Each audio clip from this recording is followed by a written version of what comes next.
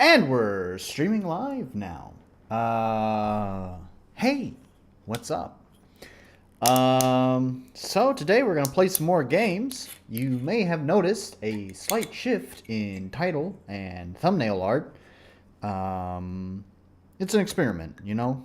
We are just testing some stuff to see what performs better on YouTube. Also, as I talked about before all of the IGMC stuff, maybe you missed it. I don't really want to be known as the RPG Maker guy. That's kind of what I am right now, but God forbid if this channel ever had success beyond just a few hundred subscribers, which we're working on that. Still at that 800 subscriber mark, by the way, still there. God forbid if this channel ever became beyond that. It would be nice not to be known as the guy who just does RPG Maker stuff. I have more thoughts on this. I've noticed, like, the RPG Maker crowd really is very insular. Like, you guys really don't give a shit about other people's stuff, like other indie developers.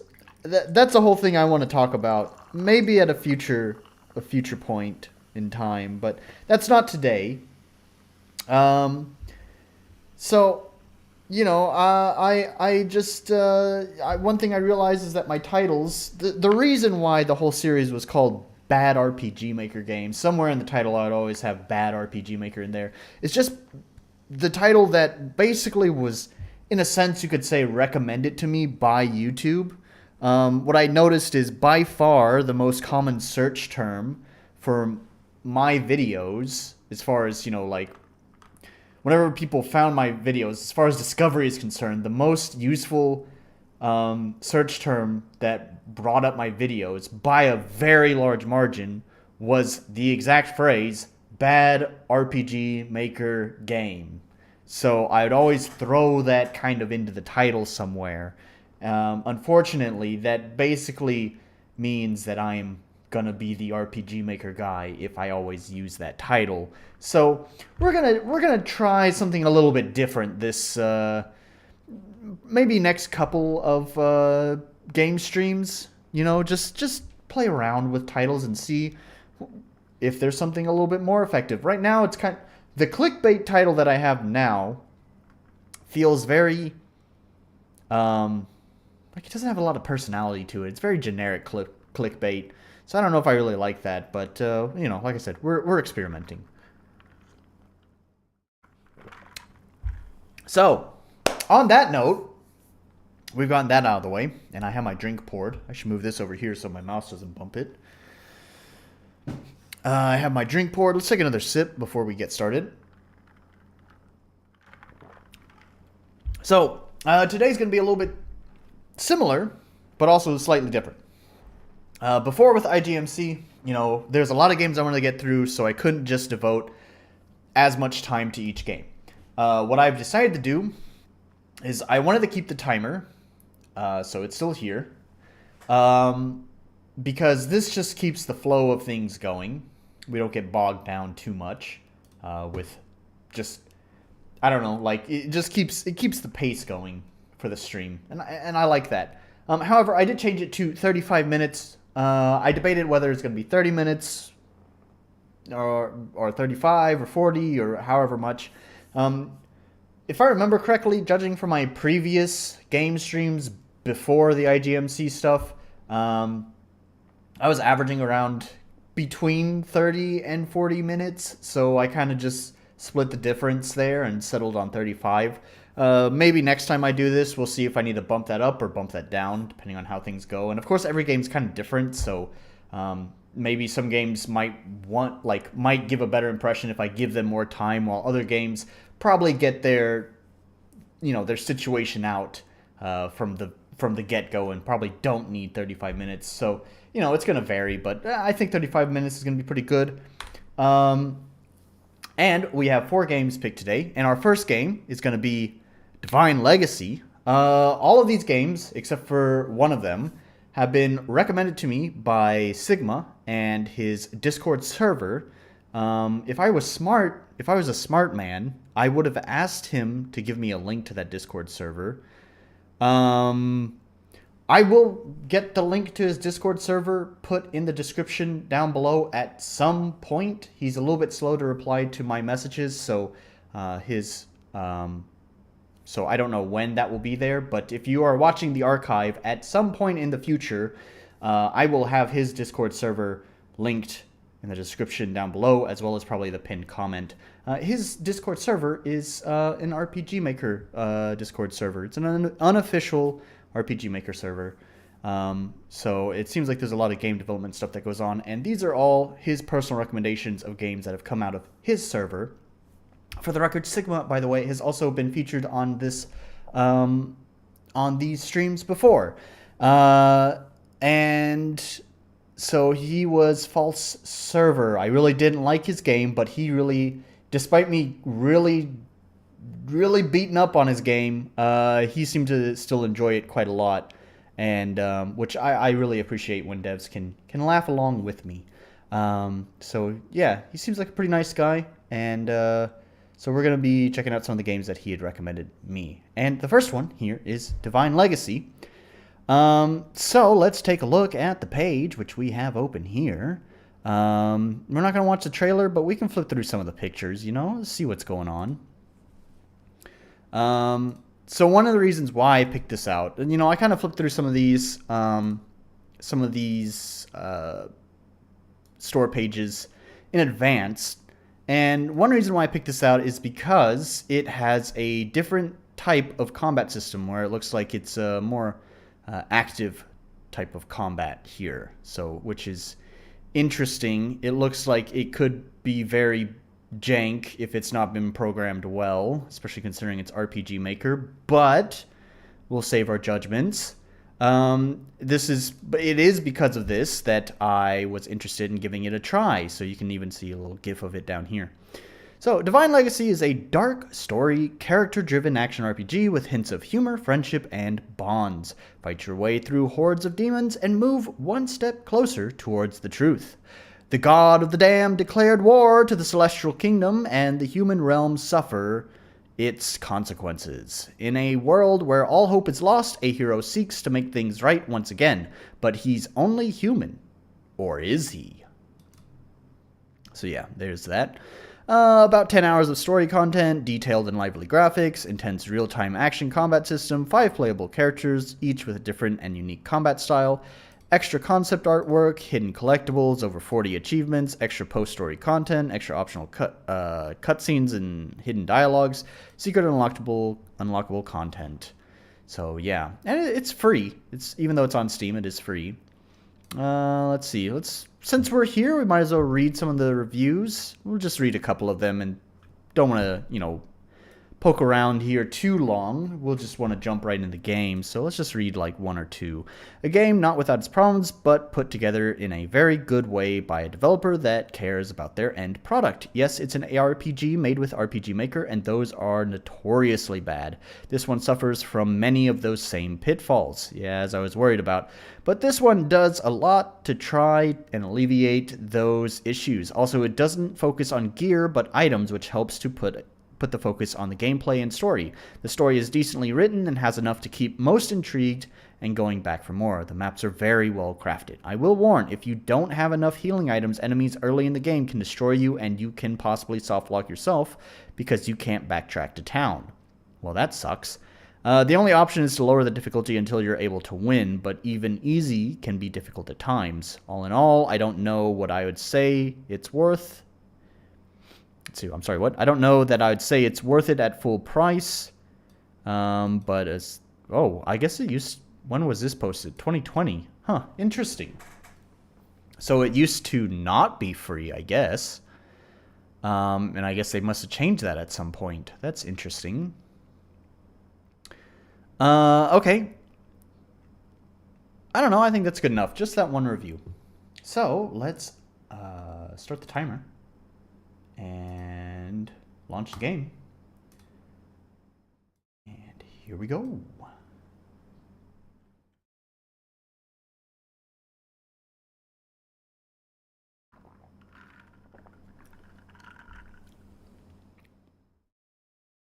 Kind of slow to launch, huh? There we go.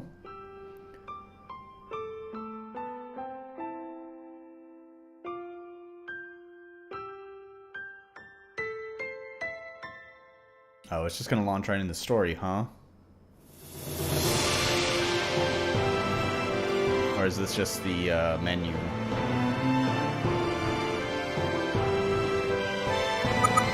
Okay. Yeah. As a music connoisseur, I kind of find the music quite cheesy. It's not the writing itself.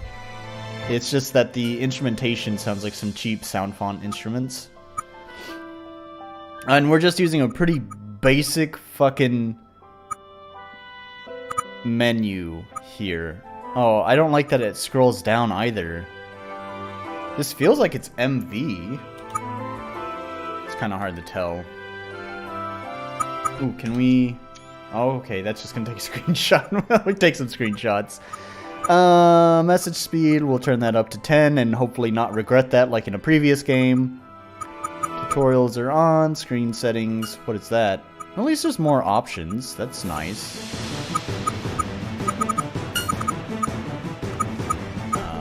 Sharp render. Oh, that's gonna turn off like the pixel filter. Oh yeah, it looks so jagged. You're not gonna notice that on stream, I don't think. Yeah, I don't know why people seem to not like the pixel filter. I've seen a lot of posts about wanting to turn off the RPG Maker pixel filter. I don't know why, because to me it just looks so bad having jagged edges. Like I don't get this. You guys tell me below. You know, here's our engagement chat. How do I go back? What the I'm pushing it. Is it not escape?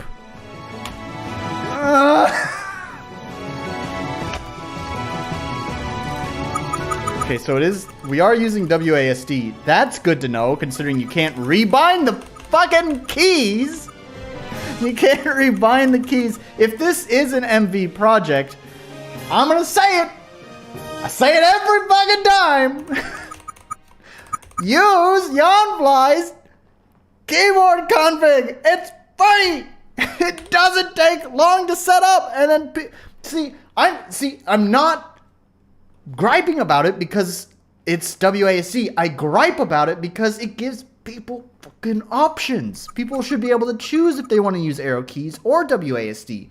Guess what? With this game, I'm happy I get WASD, but I know there's a lot of people who prefer using arrow keys. Why can't you just provide an option for both? Where's my engagement challenge again? Yeah, the pixel filter. I got distracted because I don't know how to leave this menu. This is not the first time this has happened. There was another game that I played where I got soft locked in the fucking... Is there an X? Is there what? How do you do this? How is this? What? Well, I did something. I don't know what I did. What did I do? Okay, I guess I started the game. Wait, what? Sorry, engagement challenge, pixel filter. All right, tell me, if you are someone who likes the pixel filter, then tell me why you like it. I'll tell you why I like it in just a moment. If you're someone who doesn't like the pixel filter, I'm actually more interested in hearing from you because I want to understand why people like to turn off the pixel filter. Here's the thing, okay? Here's why I don't like it. First of all, a lot of old, like if we're trying to be consistent with the old style of pixel art games, usually these games are viewed through, CRTs, which are not the sharpest thing in the world. We're going to set on easy just because of what that guy said, and for the sake of this review, I also think it's a good idea. Enter is not it, nor is space. Okay, E is a pretty typical control, thank God.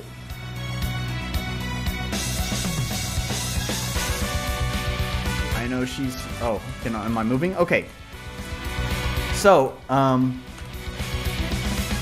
it's weird that there's a ghost trail behind. What's this? Is this a save spot? Oh, don't. What is this? I can't. What? Who does that? What? Okay, I pushed escape. I pushed escape to open the menu, but I can't push escape to close it. Devs, this is not the first time I've seen this. Why do you fuck with this? Why do you change these settings?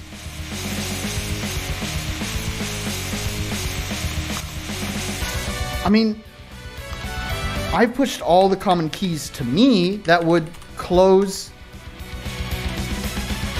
Okay, now ease. Oh, that's full screen, that's why.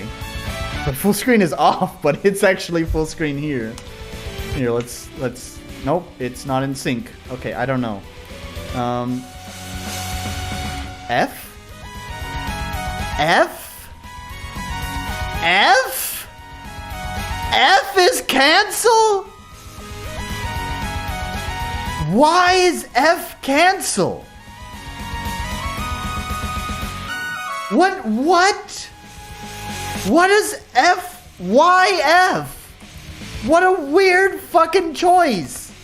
Okay, here's the other problem too.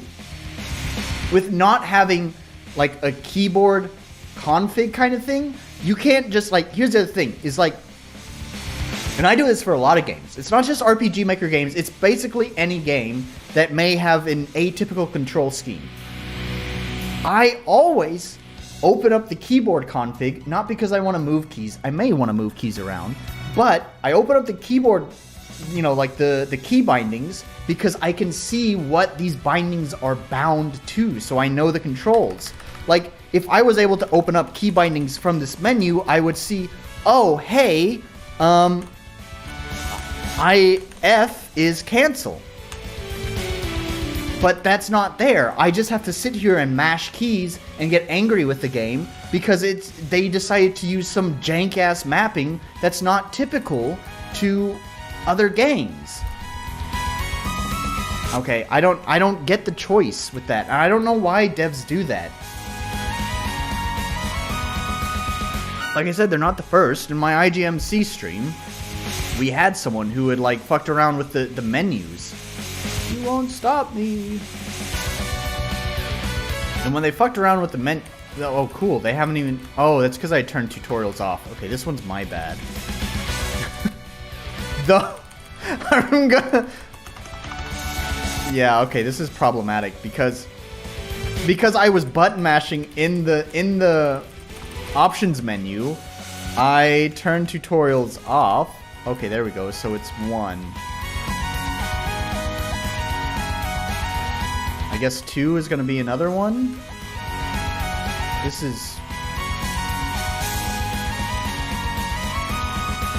Is there a cooldown? Oh yeah, there is a cooldown. Wow, there's like no feedback to that either. There's like no... It's just music. Did I turn off? I did turn off sound effects. Okay, again, this is going to be because... I don't even know how that got turned down all the way that far. This is going to be because I had the button mash in the option menu to figure out how the fuck to exit, okay? I'll take partial blame for this, okay? I should have rechecked this stuff after I, Wow, everything's like fucked up. How did I even do that?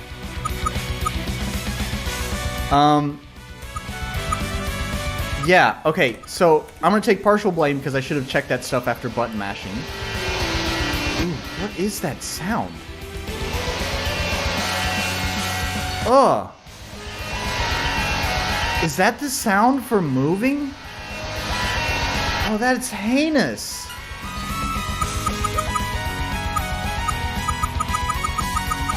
Come on, man.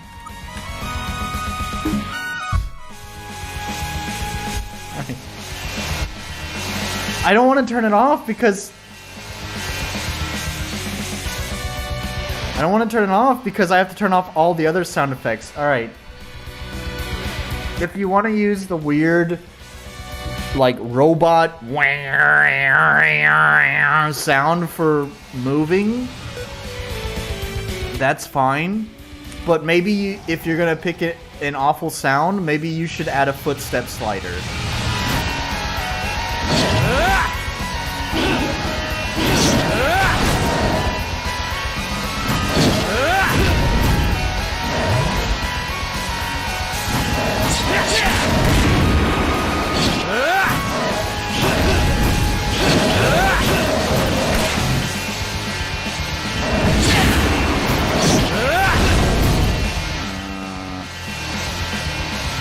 Oh, there's a mount. Okay.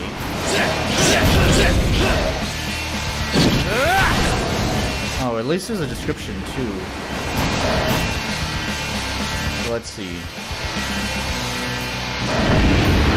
It's a barrier that doubles defense. They have a heavy attack, short yet wide range to magic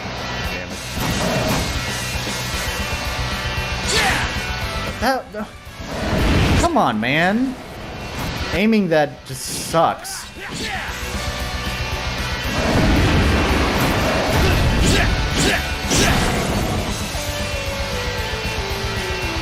Alright, anyways. Yeah,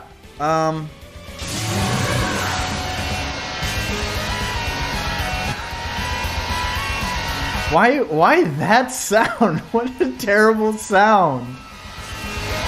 Am I hearing that right? Hang on, Right.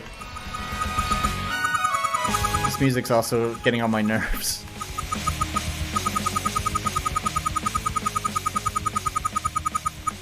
Alright, we're gonna turn that way down. Actually, we're just gonna turn it off, because, like I said, I'm getting a little bit tired of that. I have that turned up in my headphones.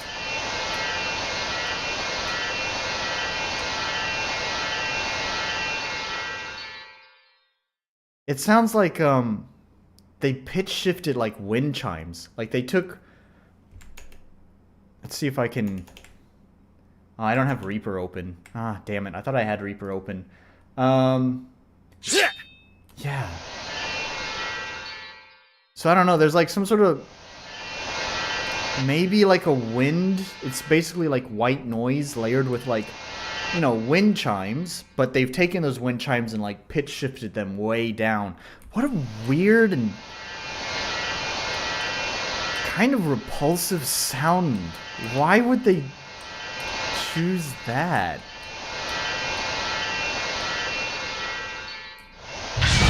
Ah.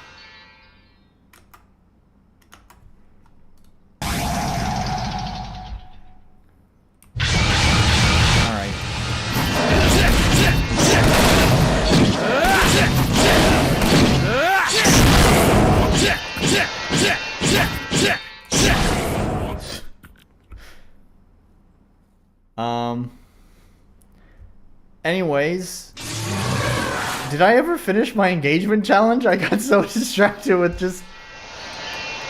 I was just... Like, it's not a good first impression. Let's like, cut through all of my criticism and just say why all of this is a problem. It's just not a good first impression. That's the short of it. There's nothing wrong with maybe, I don't know, the sound. There's maybe a lot wrong with the sound. But, besides that... There's nothing wrong with like the changed buttons. They really should, for sure, provide. They really should, for sure, provide keyboard rebinding, especially if it's an MV game. There's practically no excuse to not have it. But like all of this stuff is fine. It's just for a first impression, it leaves a really bad taste in the mouth. You know, like if you could think of like, let's think of like game success as like a meter with a negative and positive value. You can watch that meter go up or go down, right? And it's like that first impression is very important. And if it's bad, you're going to drop that meter down in the negative really quickly, which means it's going to be really hard to re-earn that respect, even just back to neutral value. And then you have to bring it back up into a positive value, when it would just be better if you just start off with a good impression, you know? I think it was not so bad at the start with like the music that was like synced with the main menu like appearing. Like that was a pretty nice touch. That looked pretty professional. I'm not a fan of the art, but take it or leave it. So like that was a good start, but then the menus are all like, the keys are all weird and just all sorts of, the sound is bad, and because the keys were weird, I had to button mash. I don't know, man. What do you want? Surely you haven't forgotten. I need a drink. That's what I've forgotten. From the looks of it, I did. Now, what did I do to deserve such violent kicks in the ribs?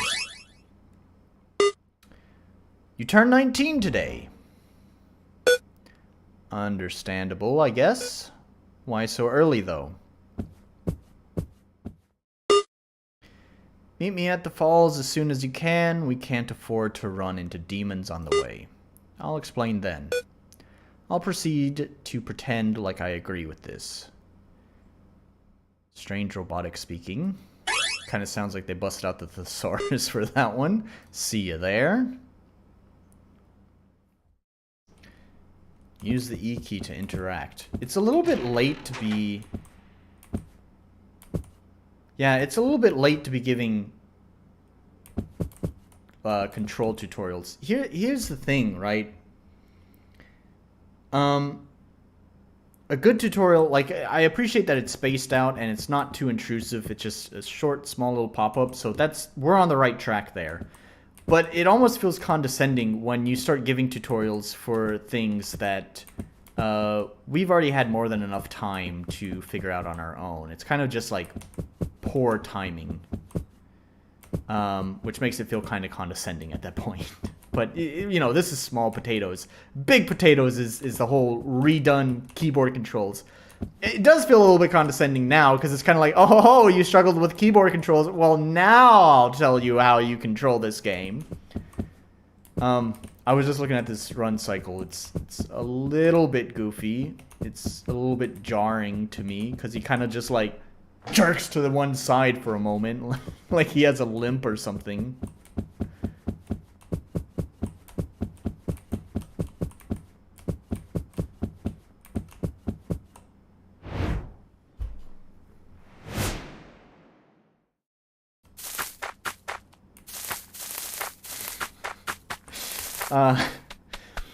Did I ever finish my engagement challenge? I don't remember. Hang on. Alright, pause. I've paused the timer. Alright, so I'm gonna be fair, because I don't want to proceed, because I don't want to... Okay, we were talking about the pixel filter. Let's keep it short, alright? Here's why I don't like the pixel, or turning off the pixel filter. Here's why I like the pixel filter. There we go. First of all, if we're talking about emulating pixel art games of yore, most of the time, these games were displayed on CRT TVs, which are not really known for having the sharpest image quality. They could get pretty sharp, especially with high-end ones. I'm not saying that they were all kind of blurry, but they did have a certain haziness to them, especially when it came to general user consumer devices. So, naturally... pixels were naturally kind of blended into each other. Second of all, there is a lot of research that goes into anti-aliasing technology. Now, granted, usually AA applies to primarily to 3D images, so we're talking about 3D games and stuff like that. However, you will see some forms of mild AA anti-aliasing applied to even 2D images. And so it's strange that despite anti-aliasing being a very serious part of image creation, image rendering, it's weird that people want to remove anti-aliasing. To me, images look way better and less ugly when there's not these hard, jagged edges. Because, first of all, pixels were, like I said, if we're talking about pixel games of yore, pixels were never intended to be represented that way. And then when it comes to now, modern times, is that we still try to remove jaggedness. So it's just weird. That's really all I'm trying to say. That is a nice water effect, though. I will give him that. It does look like it's just maybe 2 pictures that are just like being translated, but it's a nice water effect. It's very effective. And there's some like ambient sound, so like as you move closer, it gets louder. I'm trying to implement this in my own game. I have a couple of plugins that try to get this done, but a lot of them are like no longer supported and have some bugs. I'm trying to find like one that just does what it's supposed to do without bugs. So, anyways, yeah, that's the engagement challenge. If you're someone who likes to turn the pixel filter off, meaning you like the jagged edges, let me know why. Anyways, let's resume the timer. Yeah, the mapping looks pretty nice. It's a lot of, what is it called? They call it parallax mapping, which sort of feels disingenuous, I think. It's not really what I think of when it comes to parallax mapping, but I don't know. Anyways, who cares about what it's called? It is that's what it's known as, and that's all that matters. And yeah, I mean, it looks good. So I'll give them credit there. Can I go this way? No.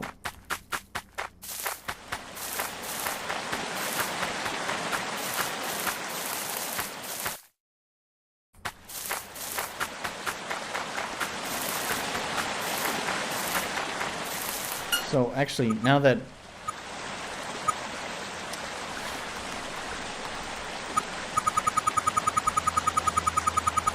oh, is there just no music?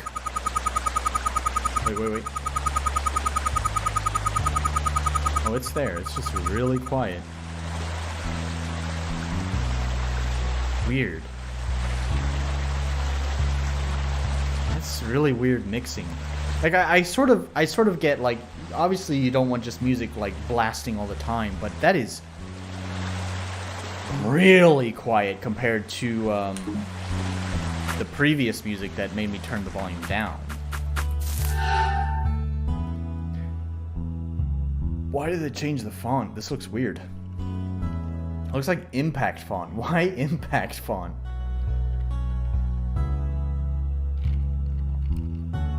This is a checkpoint. With it, you can access extra menus in the button layout at the bottom of the screen.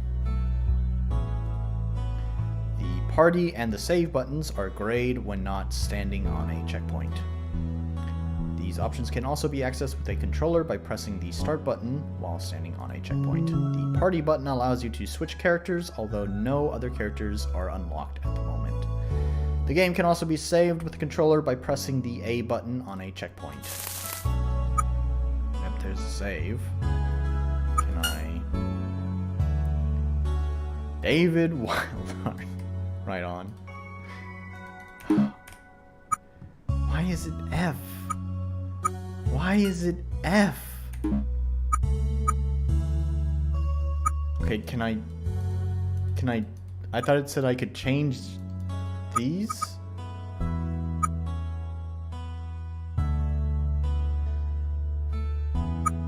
I guess not. This, yeah. Do I want to nitpick that much? Not really. I don't care.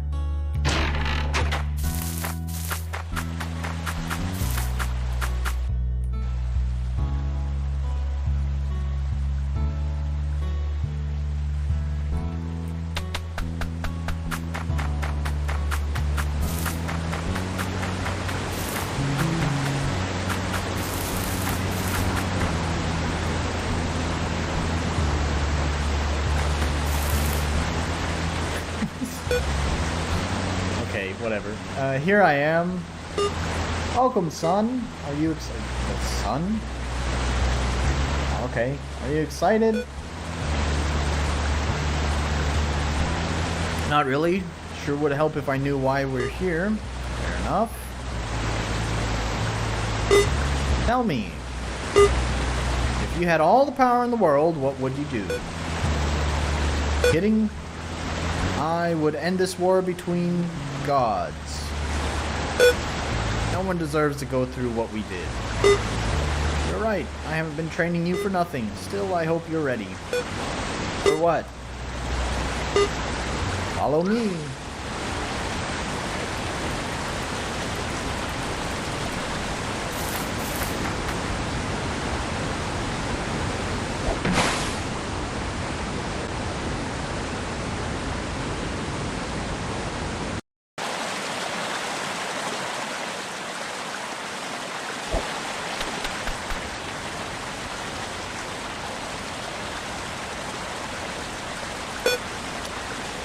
What is this place? How did you even know it was here?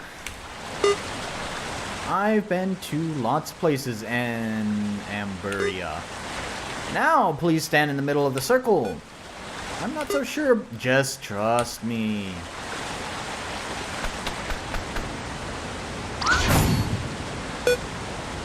What? Happy birthday! Why did you... Don't worry, the pain will subside eventually. What was that? I have granted your wish. Give it some time and...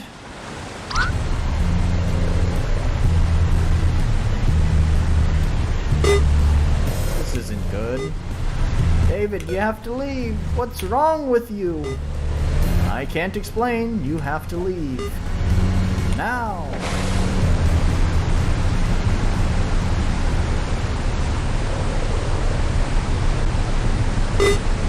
So we meet again.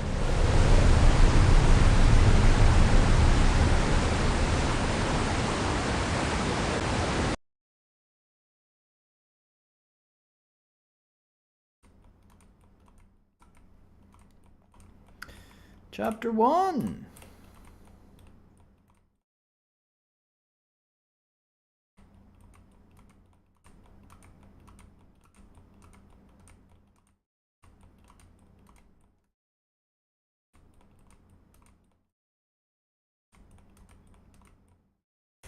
Dad.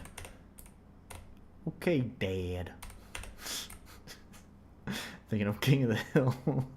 Why did you do this? Where are you now? What am I supposed to do? Am I even alive?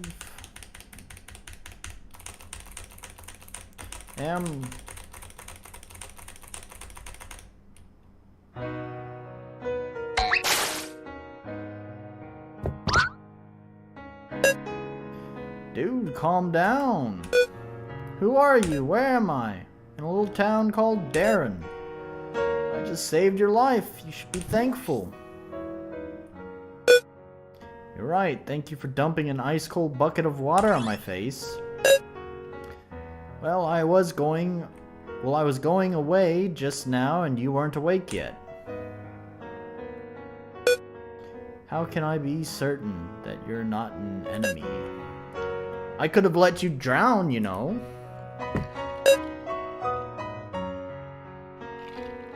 Anyway, it's about time I introduce myself. I'm Elizio, whatever. Oh my gosh. An Austrian specialized in ninjutsu. Australian? You don't look like one. You don't have to believe me. I gotta go now. I suppose you're not interested in joining me. Why would I? I need to find out what happened to me. That's exactly why I'm asking you. I missed that. Sorry, I pushed it too fast. I was investigating a strange and ominous energy earlier. Then it suddenly faded and you were there lying on the ground near the river. Why are you telling me this? Let me finish. You see, I'll go past the spot where I found you, so you could tag along until then. It's true that I have absolutely no idea where I am right now. So, what'll it be? Guess I'll have to endure you a little while longer. Nice. Before we go, I just need to say goodbye to my old friend next door. Let's go then. Oh yeah, you didn't introduce yourself. What's your name? Do you absolutely... Why? I mean, I don't know. I guess that's fine, putting the text there. It's just kind of weird, like, why wasn't this included in the cutscene? Then again, actually, I don't know. I kind of appreciate that. That's small talk I don't give a shit about, so it's cool that at least I can play the game while that small talk's happening.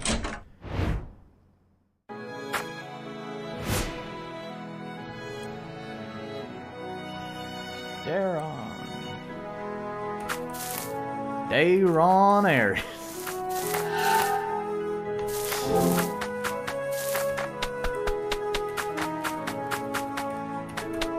I have nothing more to say about Dayron Aries. I was trying to make more jokes about Dayron Aries, but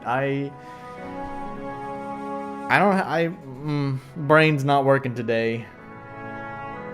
Have you heard the Morpho? Some say it's the demon at the root of the dead zone up ahead. Even her crops seem to be afraid of it. Okay, so weird thing is that I'm supposed to be following the guy, but instead I'm controlling this guy. So, I don't know, it just seems like an inconsistency in the story. It's like he said, oh, I'm just going up to this area, so just follow me and you'll see for yourself. But I'm not following him, I'm not following him, I'm going on my own.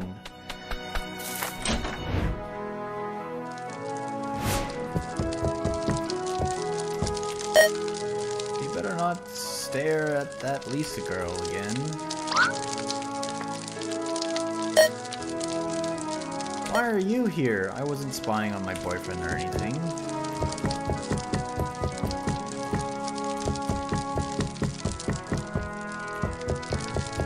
One thing I will say, you know, I've made fun of the run cycle. To me, the run cycle looks really bad. But the pixel art itself is actually not so bad. The character pixel art. This is pretty good. The run cycle needs some work.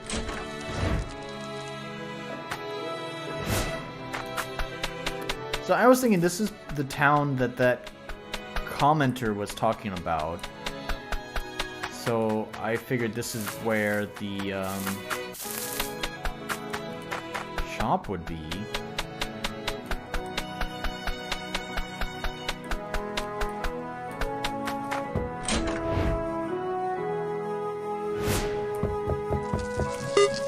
Did you come to test your skills at the dojo? No. I don't know, I'm just exploring.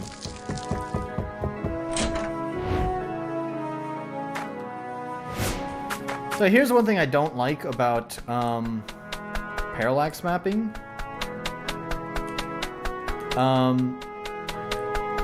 You get this weird, like, jiggly jelly movement. It's only like a couple of frames and a few pixels off, but you get that with any sort of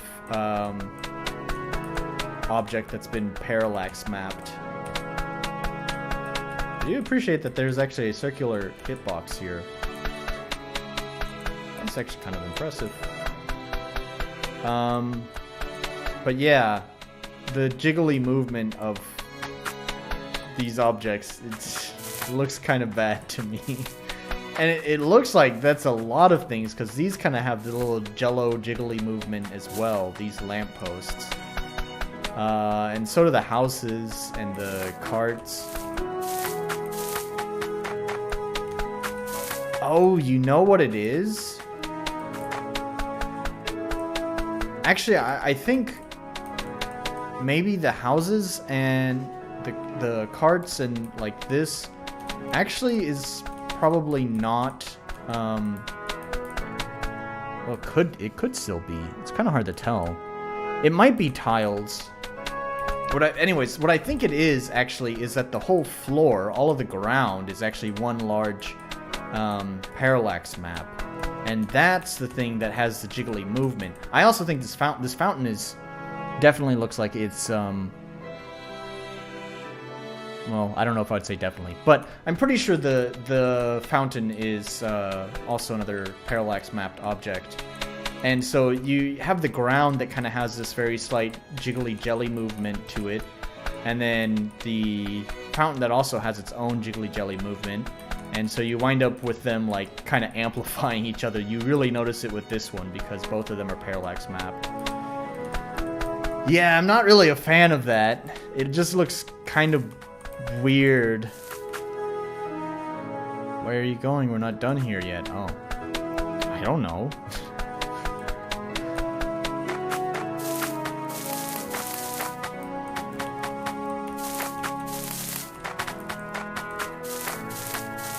Hey, Sorry, did he say where I'm supposed to go? Did I miss that? That's probably me missing something, right? I don't remember if he said... I thought he said that we're going to the river where he found me. So I just figured it was not in this town. I don't know, I guess that dojo place looks pretty important. Maybe I'll just go there.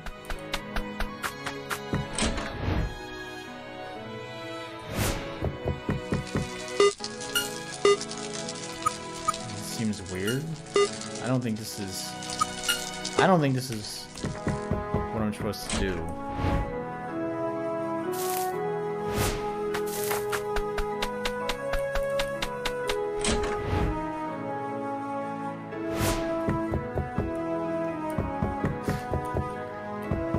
I kind of like that it zooms in, but it feels a little bit claustrophobic to me.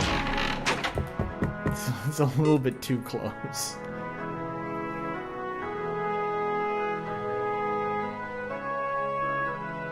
Sigma, you're here. Nice to have you here. Oh, you've missed the first half where I was just beating up on this game.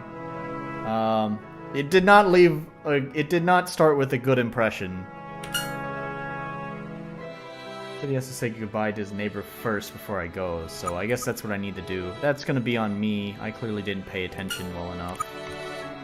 Oops. That's okay, I think the timer's almost up. Yep, timer's up. Alright, yeah. I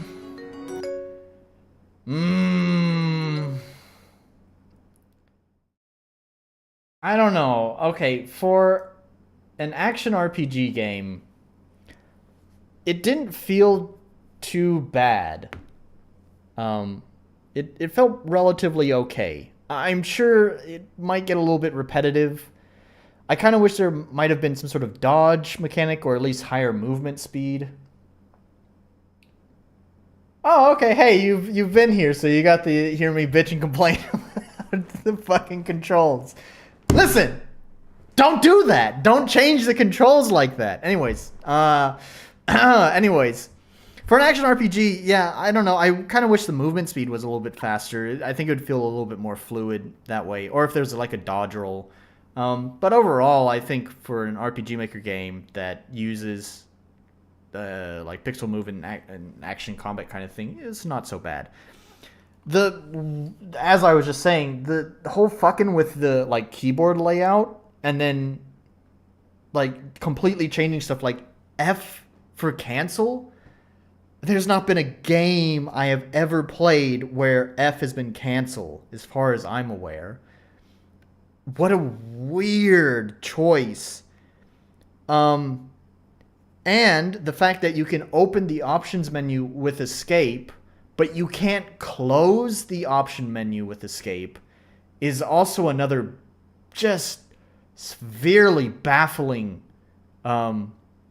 choice in design. I don't know why that choice was made. My thing is, especially when it comes to like user interface, like I think it would be called the user experience, the UX.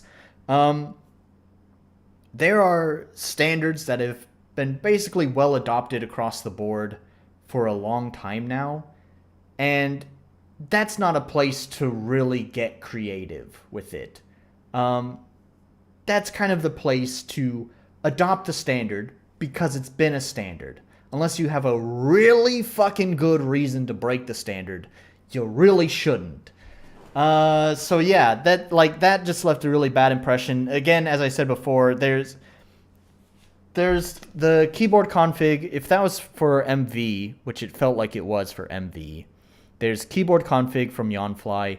It's a free fucking plugin. Just fucking include it in your game. It doesn't take long to set up. And when you include it, now people are able to rebind controls and they can map things however they want. If for whatever reason, since it seems like they probably had a lot of custom work done, if you're going to do custom work for your plugins and all of that, then to the point where it's not going to be compatible with Yanfly's plugin anymore. And apparently this game used to cost money according to this review here. So especially if you're going to charge money for your product, you better fucking make sure that players are able to play their game. This is another reason why I feel like I can really go really hard on this game too, is because apparently it used to cost money. And once you start asking people for money, you really need to start taking your shit a lot more seriously.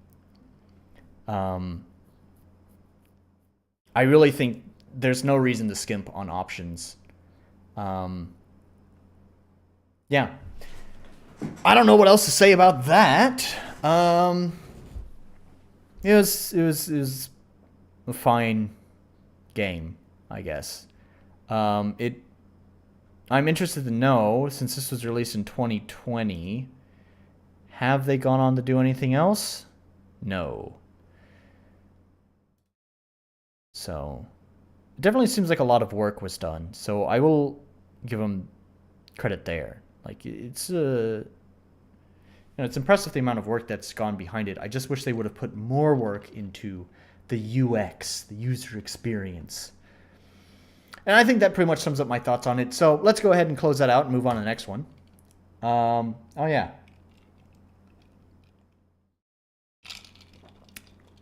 I wanted to talk about this one real fast before I move on to the next game. So if you notice the ticker that's like going on below, like I can't point down there. There is a ticker that's going across my screen that says the games that I'm playing. This is not one that is in the list. Sigma, you already know this. I kind of talked about this. I sent this to you. This game looks pretty cool. The screenshots kind of, well, not kind of. They really impressed me. Like the sprite work in the combat looks really good. The UI is a little bit busy for my taste, but it's okay. That's really very much a matter of opinion. But the art looks really nice. There's like good style there. And so I was like really impressed with this game that I wanted to give it a try on the stream. A few things that did stand out to me when I was looking at this is, I don't know if these are just old screenshots or not. You have inconsistency with the font face. Like here, this looks like basically standard RPG Maker font. And then, later on, this one is using a serif font. I don't know what it is, but it's a little bit more standard. And then once again, later on, here you have this like really hideous font that's going on here. So I don't really know what's happening with the fonts. So I don't know if these are just like old screenshots that have been taken throughout the game's development. And as the game is developed, they've changed font faces throughout it. If that's the case, I would advise updating your screenshots to be more representative of the current product. The other thing is that it seems like a lot of work went into like art and stuff, but To my surprise, I guess there's nothing really wrong with this. It's just it's kind of a weird dichotomy, is what I'm saying. It's not necessarily anything wrong, but I noticed that like the tiles themselves look like just ref map stuff and are assets and stuff. Again, there's nothing wrong with that. It's sort of a weird dichotomy when you have like this, like all this, high style, like unique stuff going on, and then you have like RTP battle backs. It's just sort of strange. Um, yeah. Uh, so I don't know. I was interested in this game, but here's my problem, and I don't know if this is like, because this is not the first game I've seen do this. A while ago, I had played a game called Toripon on stream, and I noticed that actually their itch page was set up like this too. So I don't know if this is a setting in itch where you've just like turned off comments or what. But like if you go down here, there's not really comments. You have a community page where you can post topics as if it's a forum, but there's not comments. There's not really reviews. And I'm a little bit confused by that. I don't see many games on Twitch, my God, itch that are like this. So I'm not sure if they, I don't know. I don't know why it's like that. It's weird. And basically the short of it is that I don't, I talked about this last time when I played Toripon actually. Um, Surprisingly, I get a lot of traffic to my video from the comments that I leave other on other game on other games. Okay, good to know. Thanks for letting me know, Sigma. Yeah, so I don't like this. You really shouldn't turn off the comments. Because here's what I'm saying. Part of this is for selfish reasons, because like I said, I do seem to get a little bit of traffic whenever I leave comments on developers' itch pages. There's a little bit of traffic that actually comes from that comment. It's not a lot, but considering the size of my channel, that little bit actually really helps. But on the other hand, too, as I mentioned before, obviously, the more traffic that my video gets, it also benefits the other people who are featured in this. Because as you yourself, Sigma, have mentioned, after I do these streams, there is still some traffic that goes from my video to go try these games out themselves. And so it kind of feels like when you turn off your comments here, I get to give you the feedback and the review of your game, but you're not going to give any of the other devs. It almost actually sounds more selfish of the devs that turn it off, where it's like they get all the benefits of me reviewing them, but they don't give anything in return for that. So, it's just that I don't like this. It's the same reason why I don't like the, what is it called? There's that like RPG Maker game website. Is this it? Adorlia? Is that what it's called? Yeah, this is it. It's the same reason why I actually don't like this website.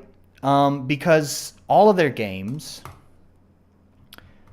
since it's their own webpage, like they own this, they also don't have any comments on it. Like you can't read any reviews of any of the games here. There's, it's really weird. In a world now where a lot of, games media, games journalism, I guess you could say, is a very important part of game sales. It's sort of weird when you actually don't let there be just free-flowing discussion. Like you have to sign up for their forum to talk about it, but then you're already filtering out a bunch of people. So yeah, I just don't like it. It just looks weird. And honestly, I don't know. It kind of comes off as like the dev doesn't want the opinion. It's like maybe these devs are self-conscious. Maybe they are, I wish my brain would fucking work, because I'm looking for the right vocabulary to describe this, and it's not coming to mind.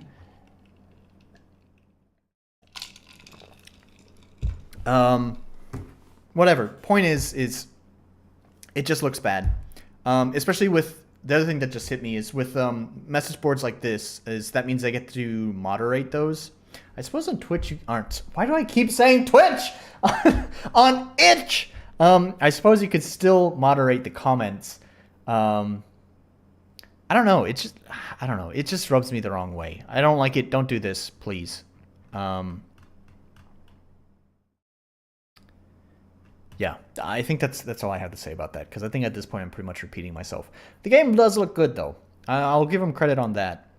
But I'm not playing it because I mentioned before with the Toripon one. Basically, after the Toripon one, you know, after I played Toripon, I wasn't able to leave the comment on the developer's itch page because they had a similar thing set up. That video didn't get as many views, so it feels like, oh, obviously sharing it on itch makes up a small portion of my traffic. And if I can't do that, then it hurts my video's performance. And if it hurts my video's performance, it also hurts all the devs that are featured in it. So I had made the decision, I had stated in the video that followed after that one, that any game that does that kind of thing either has a really active comment section where my comment just gets buried, or if they have comments turned off entirely, I'm just not going to play those kind of games. We're here to support the smaller developers. So, yeah, next up, it's your game, Sigma. Excuse me. False Mercy is a short narrative-driven game about a sinner's afterlife as he waits for Judgment Day. Consisting of dark psychological and religious themes, this is only Act 1 of the story, with Act 2 and 3 coming later. Question for you, Sigma. Let's see. When was this posted? Hang on. Oh. Never mind. You've kind of answered my next question, but let's check anyways. This was released in 2019. So, when does it say what month? No. October. Ooh, we're almost coming up on 3 years for this game. So, how far along are you on that Act 2 and 3? I know you're still working on false servers, so that sounds like probably no progress on those. Anyways, with Act 2 and 3, the game was made within a few days for the first RPG Maker Game of the Month Jam. Title False Mercy Act 1 playtime a solid 10 minutes. Great description. Genre story focused, dark psychological, and religious. Game engine is RPG Maker MV. Play mechanic. The script is written out. I'll get back to finishing. Okay, yeah. TM. So basically, what you're saying is soon, TM. You just walk from one place to the next, interact, and have dialogue. No battle system, no choice. This game is... So I have a feeling, Sigma, this is going to be... I'm going to have a reaction to this game the same as I did with your false server. I'm just going to be repulsed by your sense of humor. So let's see how well this goes. Let's see. Keyboard controls, directional movement to move around, Z or enter to interact, and X to escape or cancel menu, mouse, left click to... Okay, so it's basically standard RPG Maker controls. So, very nice. You have a pretty active comment section here, sort of. It's mostly you and this one guy talking. If it's only 10 minutes, I feel like my timer's going to be too long, but maybe we'll... If you have different dialogue options, maybe we'll go back through and test out the different options and play with your game logic and see what I can do. See if I can break your game. I'm not really good at doing that kind of stuff. I'm not the spiffing Brit here. So that's not my forte. It's not my cup of tea. That was terrible. But, you know, we'll see what I can do. Let's open it up. Let's start the timer.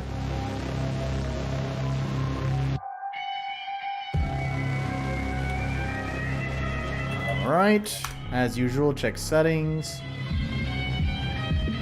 At least there's a master volume controller. Wave volume. Interesting.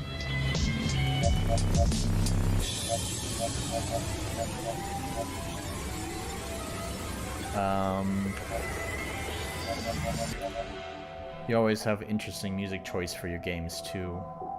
Let me turn this up in my headphones for a minute so I can hear it a little bit better.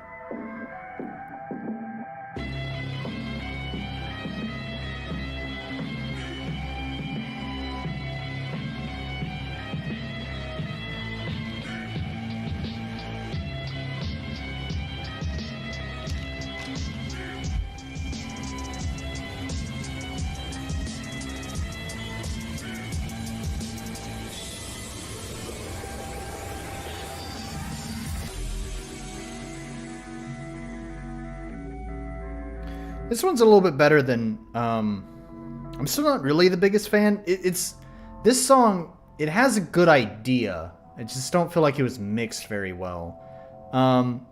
But it's definitely a lot better than the one that you used on False Server. I definitely like it a lot more. Anyways, let's begin Afterlife. So, I'm really dead, huh? Why not follow the angel? I guess so. Oh, it's arrow keys. Actually, I said I was going to test... Oh. Wait. Did it just play itself? Oh. I want to turn sync FPS on. Alright, let's refresh.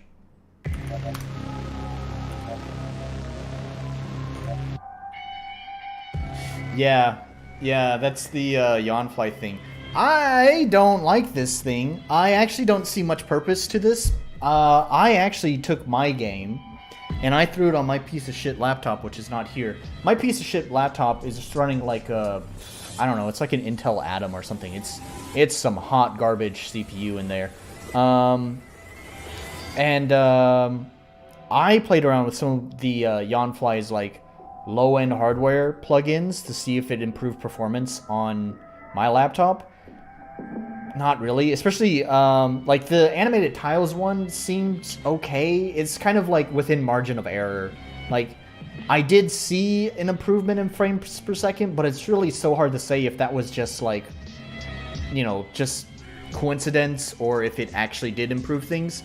But definitely for sure the sync monitor FPS thing really didn't make things any better on my low-end piece of shit laptop. So I honestly have considered just removing that from my game. I think you and other MV devs should as well, although that is probably subject to more testing to verify whether it's actually valuable or not. But I have a feeling it's not a very valuable plugin. As much as I am a strong advocate of having lots and lots of options, Bird Bunch, nice to have you here. Hey, you're the guy that I was just talking about your game that I don't like that you turned off the comments. What was this fucking saying? Yeah. Something about the FPS sync, right? Yeah, as much of an advocate as I am of having plenty of options for players to tailor the experience for themselves, the one thing I do want to say is that it's also has to be within reason. Like having a bunch of extraneous options that don't mean anything that most players will never use will just bog down the menu with unnecessary options and possibly even result in confusing players as well. So it's kind of like, I didn't even know the demo was not available, so I guess that's another thing. I couldn't even check it out anyway, so there we go. Anyways, so yeah, that's one of the things is like if it's just one less option you can take out of the menu, then I think that's better. If the option doesn't give anything valuable to players, then there's no reason to include it. So I'm probably going to strip it out of my game. With maybe there needs to be more testing to see if it actually does improve anything. I don't care about running that test. I'm just going to say it's not worth keeping it in. Anyways, so I'm really dead, huh?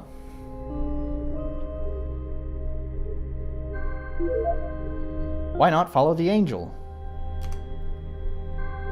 So last time, I pushed the arrow keys, and he moved. And he just kind of moved on his own. Yeah, okay, so this is what I want to see. I said I'm going to test your game's logic, so what happens if I just decide not to? Am I going to break your game by not moving?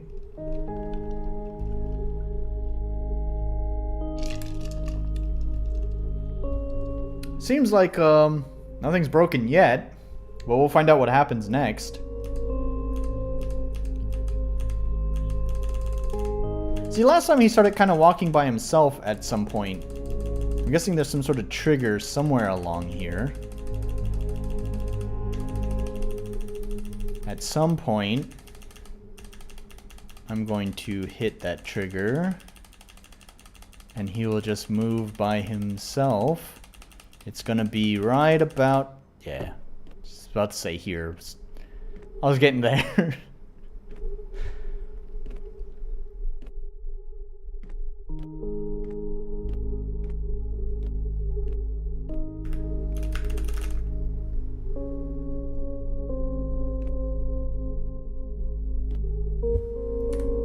Ooh, that switched cameras. This way. What is this path for? Those who did not live enough to either do good or sin pass through here directly to heaven. Oh, lucky them.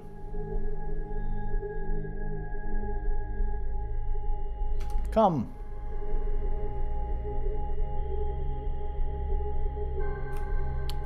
What if I don't want to?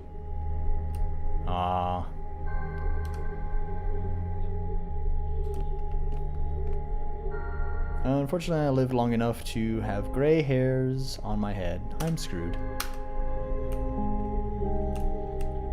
Will it say the same thing? Nope. If I had died young before, I could discern between right and wrong. I could have gone through here. And one more time, I have to follow the angel. People who pass through here are not judged. Lucky them. Let's see, how many, not this way. Alright, I bet I've exhausted the options. Not this way, yeah, okay. Now we're just repeating. One more time for good luck. Not this way, alright. I have to follow the angel. Hey, Sigma, actually, I just remembered, while you're here. I had mentioned that pretty much all the games here came from your Discord, and I had mentioned at the start that if I was a smart guy, I would have asked you before doing the stream to get a link to your Discord so I could put it in the description. Can you share with me the link to your Discord, and I will copy it to a notepad and add that to the description of my video as soon as I'm done streaming. And then that way, any folks who watch this video and are curious about joining your fancy RPG Maker Discord can join. And if you want to share any sort of marketing for your Discord group, feel free to do so as well. Feel free to whore yourself out for just a moment. I'm giving you permission to. I'll just walk right on through the angel, I suppose. Can I go back? Is there a? It's not a dash. That's okay.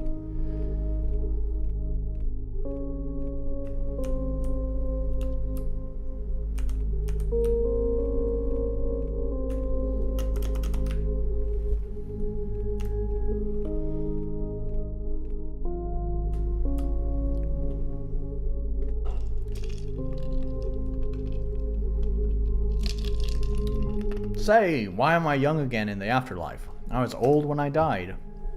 There are no children or old here. All are in their prime.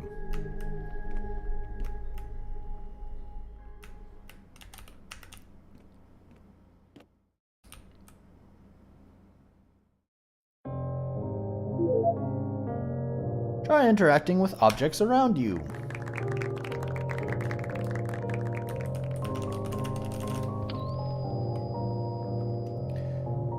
Living is hell, while death brings peace. So don't be afraid to kill and bring peace to them.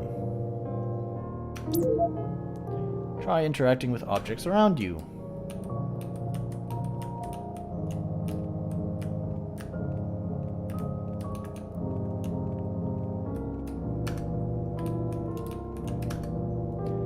This is all the cash I'd saved up in the end.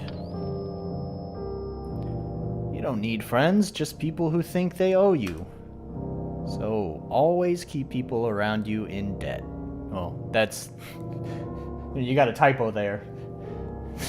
Make sure you always keep people around you in department, and they will slave for you. Well, you're a fan of that PS2 pixel art that you have, huh? Because I remember seeing that PlayStation 2 in False Server. What's my #1 hobby doing here? Am I supposed to wait here playing video games or something? Life is a game. You're the protagonist and everyone else is an NPC. Ring them out as much as you can to get to where you need to.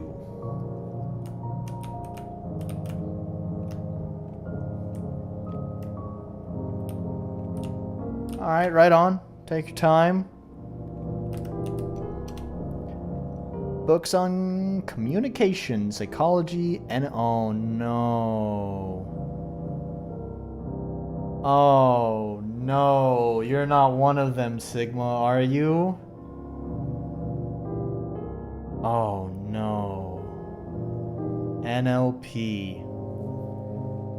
Neuro-linguistic programming. Where's James Jani? Where's James Jani?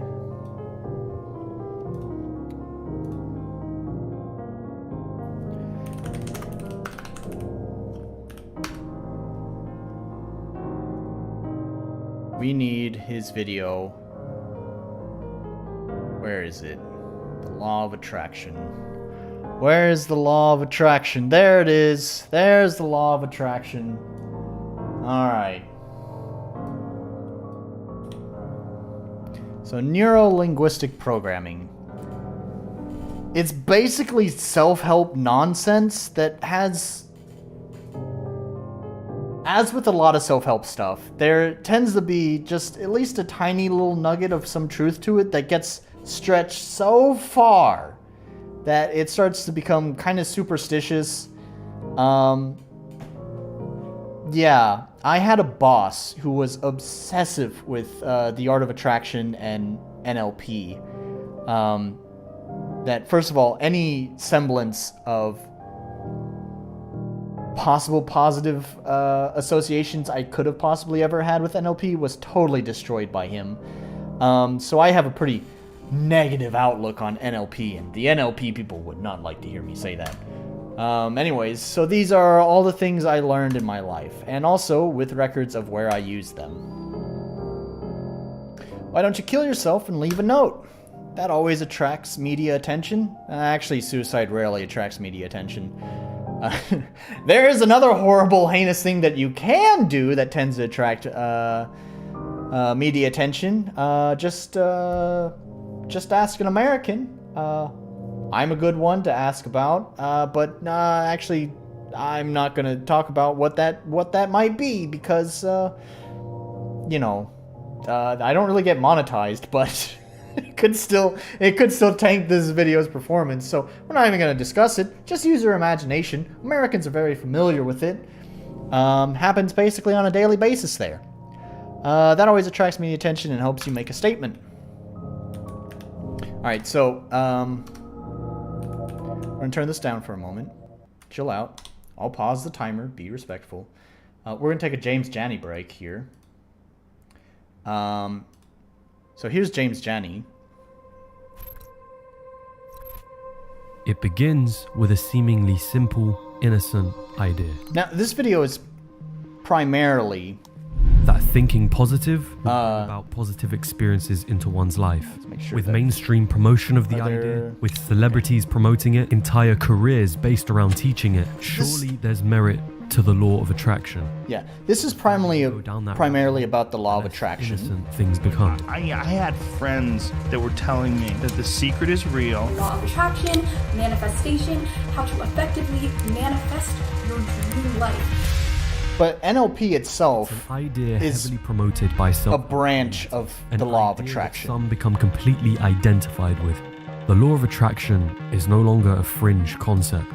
It very much has successfully infiltrated the mainstream. In this 2-part series, I'll be investigating the law of attraction as both an idea and the profitable industry behind it. Because what begins as an innocent idea that most can get behind quickly turns into a tool for gaslighting, cults, and material harm. Yeah. James Jani does some good stuff. He doesn't post very often, but he talks a lot about,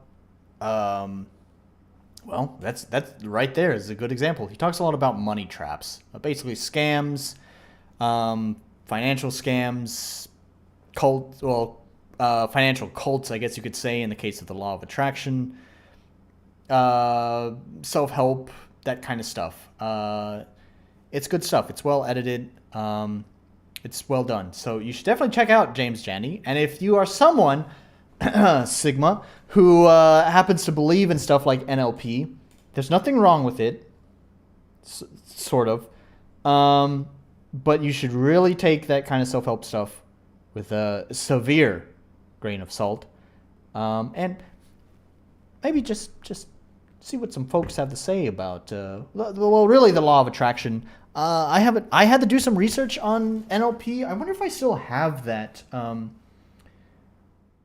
document. That's going to be somewhere buried on my hard drive. I don't know if I really want to spend a long time looking for it in an RPG Maker stream. But I had to do a bunch of research on, because I mentioned, one of my previous employers, I'm no longer working for them. For their hiring process, they had me do research on a topic, and they had chose NLP as the topic for me to discuss for my interview. That was their hiring requirements, is they give me a topic to research, and then I present it to them. And I researched NLP, and I barely scratched the surface of this fucking rabbit hole.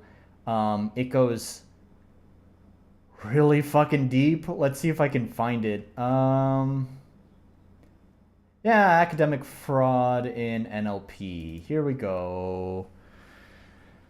So this is the brief bit of research I had to do for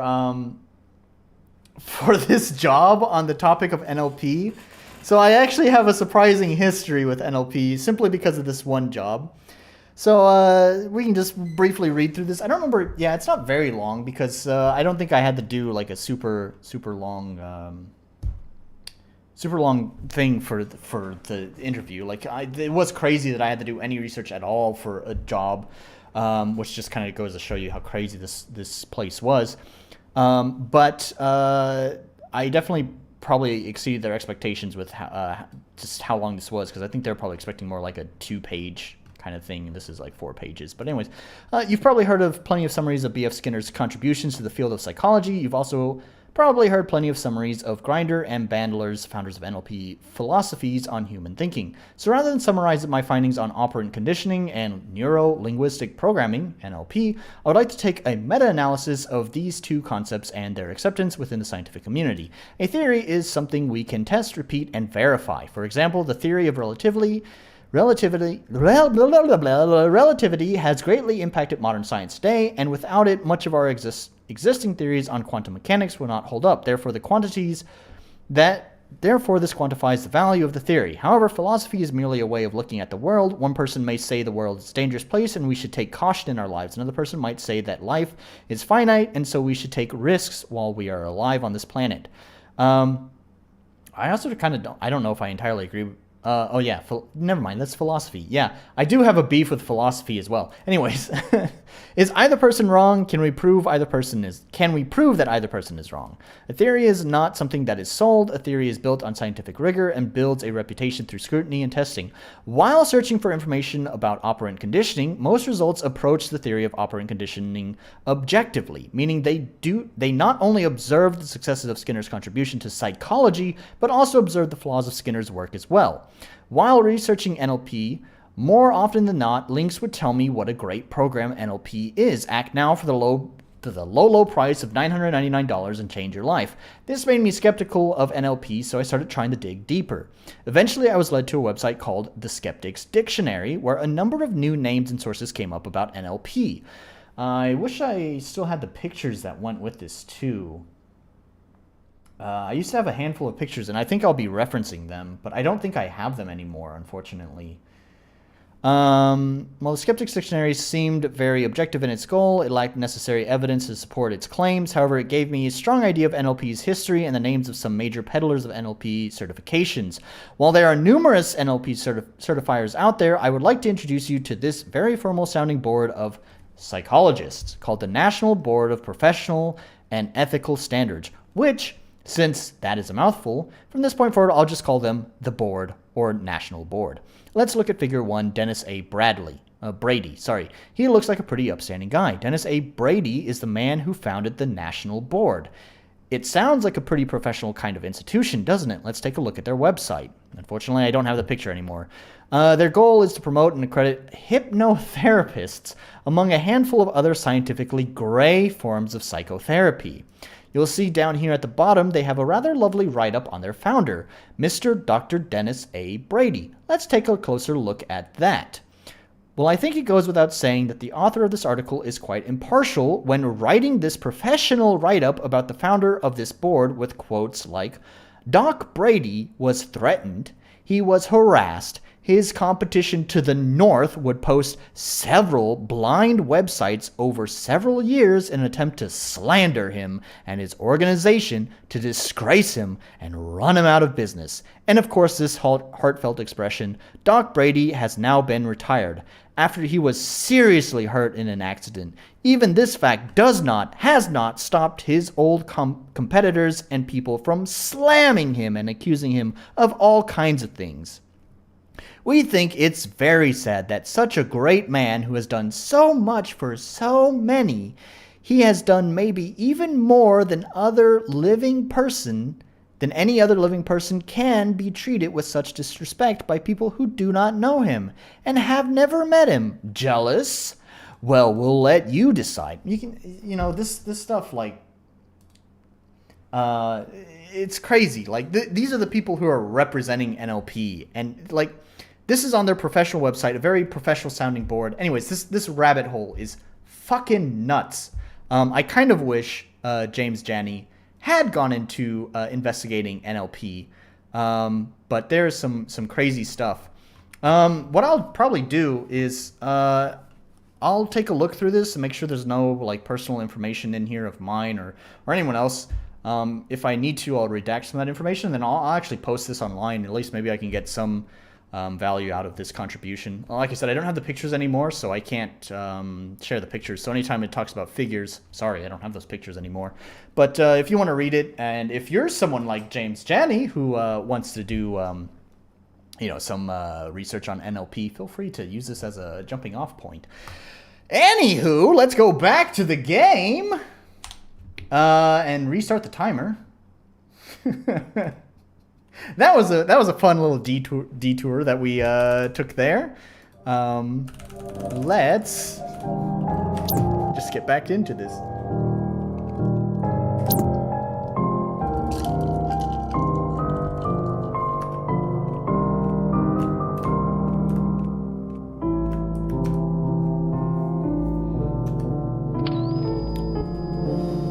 Sometimes it's not you that's sick, it's everyone else. That makes you the doctor that everyone needs. Shut the hell up.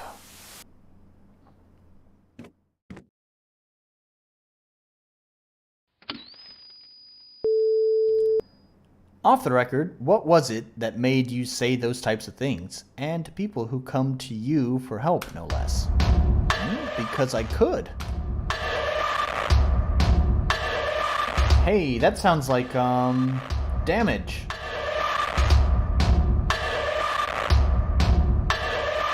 God, now I need to open Reaper. I want to show off damage. Damage is, an instrument pack. Damage is, you hear that like metal, dum, dum. I don't know if it is damage. It definitely sounds like damage. Damage is, like a pack of, strange percussion, mostly using like hitting dumpsters and oil barrels and stuff like that. It also has high compression and distortion effects. So, no, really, how many others can you say that? Go on, I'm waiting. I had all these buttons I felt I could push in people through my words to activate them to do unimaginable things, and so I did. And so did they.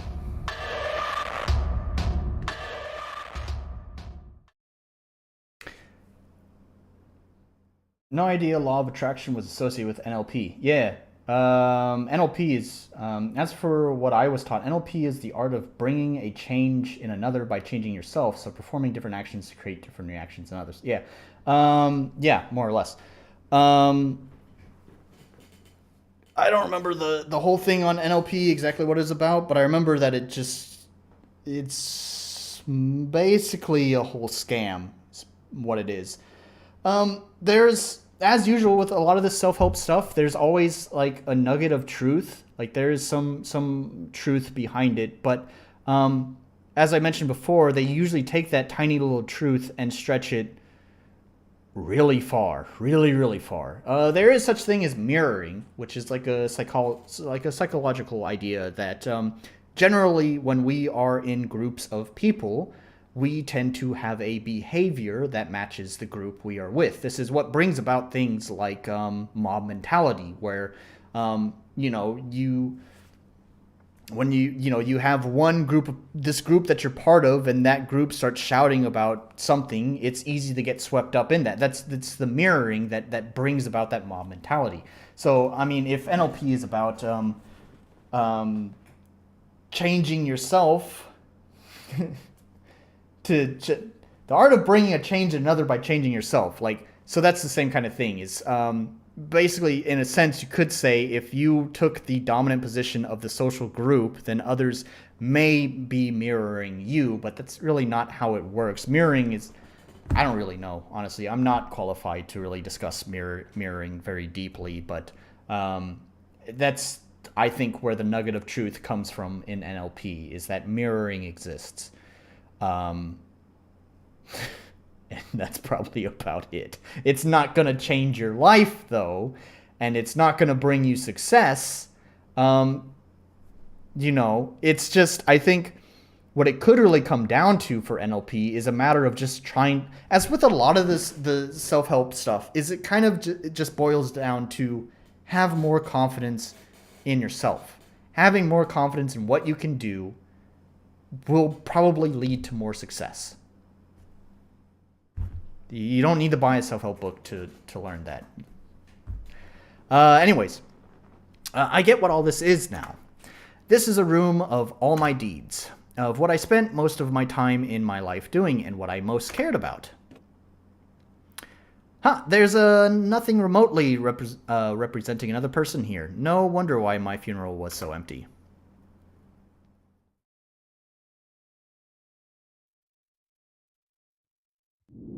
Oh, it's not WASD. Oh, God.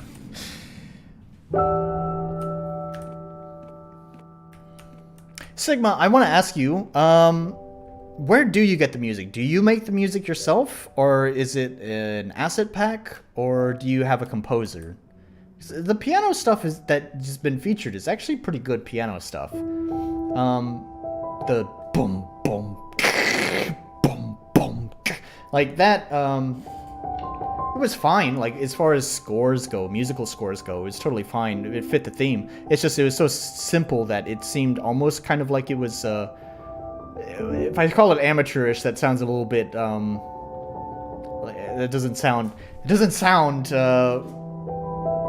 it it sounds disrespectful. I don't want to call it amateurish, but it does sound homegrown, I guess you could say.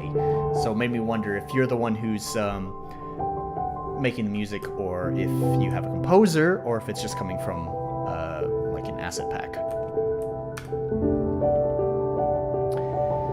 The 9-month period is almost over, so it could be any moment now. Ooh, I'm so excited. And so scared too, aren't you? Absolutely. We're finally going to be born as humans. Definitely. Positively.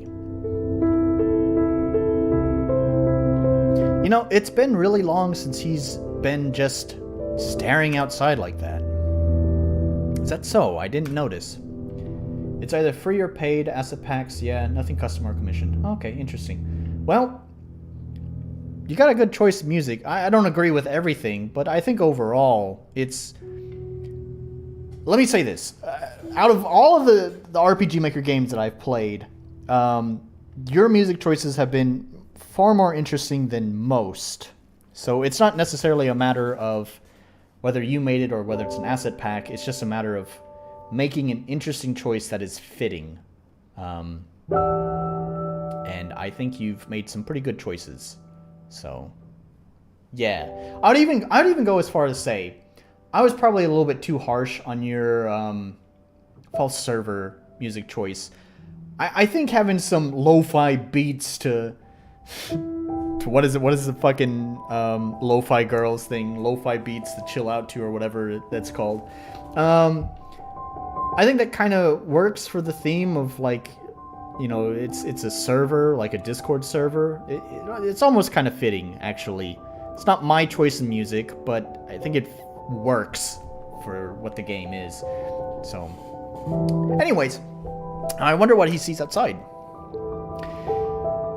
He does tell us all about it, like he even taught us how to speak human language already. I mean, I want to see outside like he does, not just to hear about it. Besides, he hasn't been telling us much since a while. That's true. Besides, why can he see what's going on outside?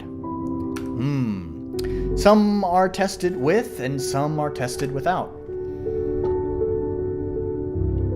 That's what he told me when I asked him. I don't get it. Neither do I.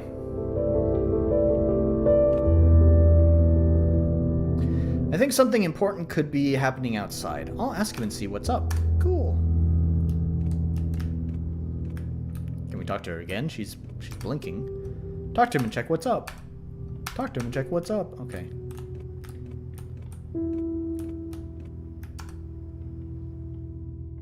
So what's happening? You've been staring outside since quite a while.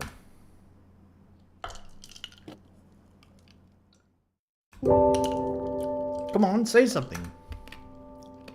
I'm very confused. I can't make sense of what I'm seeing. Well then, tell us about it. Perhaps we can work it out together. Together, huh? Yeah.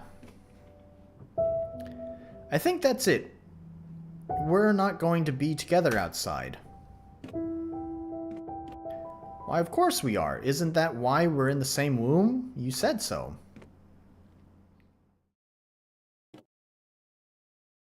Guys, I think something's wrong.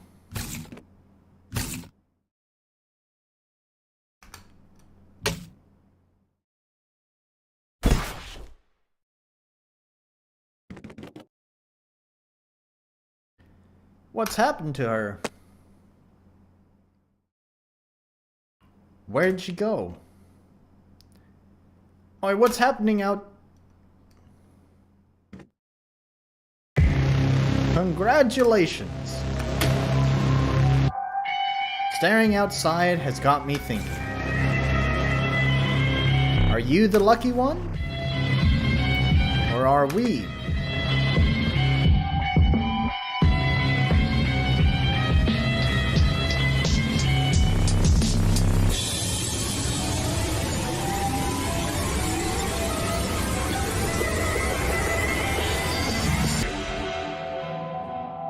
Yeah, as usual, it's got a pretty good presentation. That, see, if I had just waited until now, I would have seen that where you got the music. Yeah, that was, knowing that you're somewhat religious, I don't know. I guess I could sit here and speculate about that ending if I wanted to. Seems like it was an abortion, a jab at abortions, which is probably not a topic that we should discuss because we may have different views on that. But yeah. What I will say is that I definitely appreciate the more subtlety of it. I mean, nothing was directly said, I should say. I mean, there was allusions like, you know, it's been 9 months, we've been in this womb. So, like, nothing was directly said. It gives room for the players to think, which is, again, like, compared to many of the RPG Maker games that I've been playing these past 2 months, is refreshing. A lot of the devs do a lot of tell and not showing. So, anyways, I still have 15 minutes left, but I don't think there's really a lot to explore in your game. Like, I don't think there weren't really dialogue choices or anything. So, we're just gonna call that finished.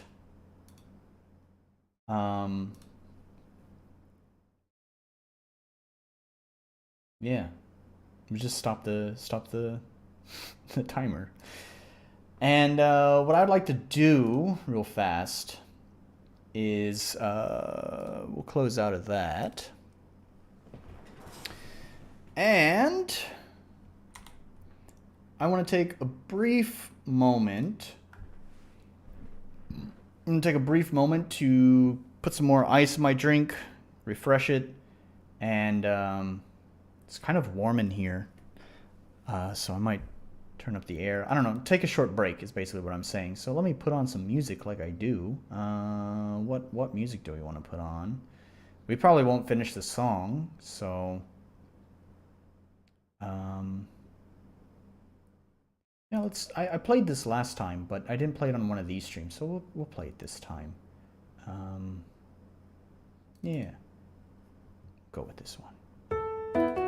I'll be right back.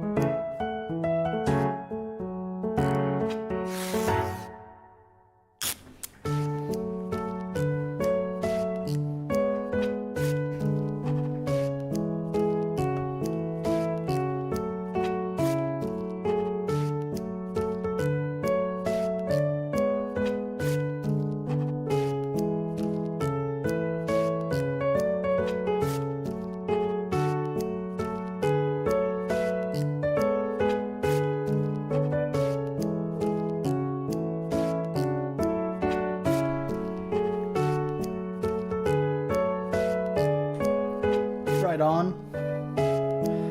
It's sort of weird that you...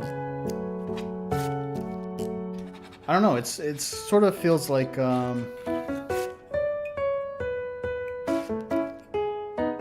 listen to so many in a couple of days.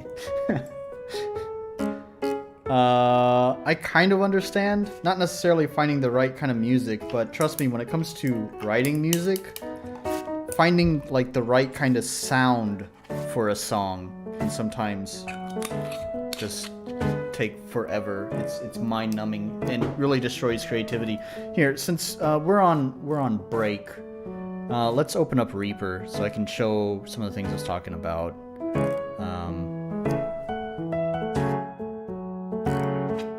But yeah, as I was saying, it sort of feels like a strange choice to not want to share your Discord publicly, considering it seems like it's something that you're proud of, so much so that you would even basically make a game about it. So it seems weird that it's not something that you would want to promote. I don't know if you're really doing yourself a service with that. I'm sure gatekeeping does keep out a lot of the riffraff, but at the same time, I don't know, maybe... I don't know. I really don't know, actually.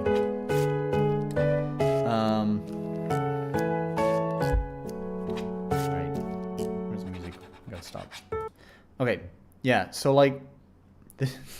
This song that I've been working on, it's starting to get some momentum, but yeah, like when we're looking for some sort of a sound, like let's open up Xenology is a real problem for me. Xenology has a lot of sounds to choose from, and when I mean it has a lot of sounds to choose from, I mean it has a lot of fucking sounds to choose from. So I know what it's like to spend all day looking for that just right sound for exactly what you're looking for. I don't know how many fucking sounds are here in Xenology, but, you know, like, let's just copy this for now just to make this bit my example piece. There. I'll just loop that section and solo it. So, like, here's... pretty quiet. I think it's okay. But, you know, I mean, we can go through all sorts of different sounds. Of course, thankfully, it has all these, you know, categories on the side, so I can sort it by something else. Like, if I'm looking for a piano sound, we can go over here and look by pianos, and we have some pianos.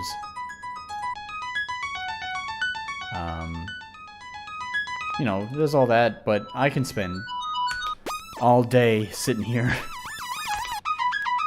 Where's that sound I'm looking for? Where's that sound? So I know exactly what you're talking about. Yeah, another thing is I talked about damage. So let's open up damage. I can show you what damage is. Yeah, it's not only you. I'm not looking for specific songs like you are, but I am looking for a specific sound for a song, and I can really get bogged down looking for the right fucking sound for my song. And I can show damage what that is, because I use damage a lot. Like here's the dumpster. Let's open up the dumpster. It sounded like that song that you're using was using the dumpster. Input. MIDI. All channels. Here we go. Yeah. There we go. Yeah. So, I have my keyboard here. My little piece of shit Akai thing. So, what was it? I don't have the here, because that's going to be from a different patch. I'd need 2 different damage patches, but this is what I'm talking about.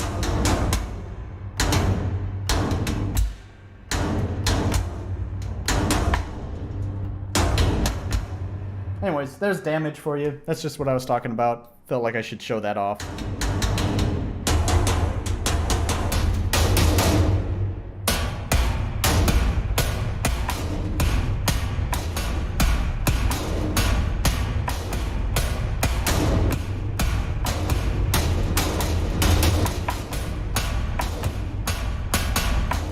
Yeah.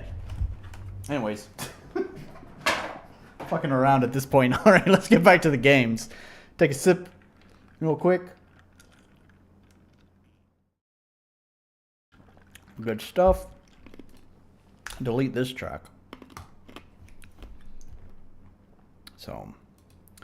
And. So next.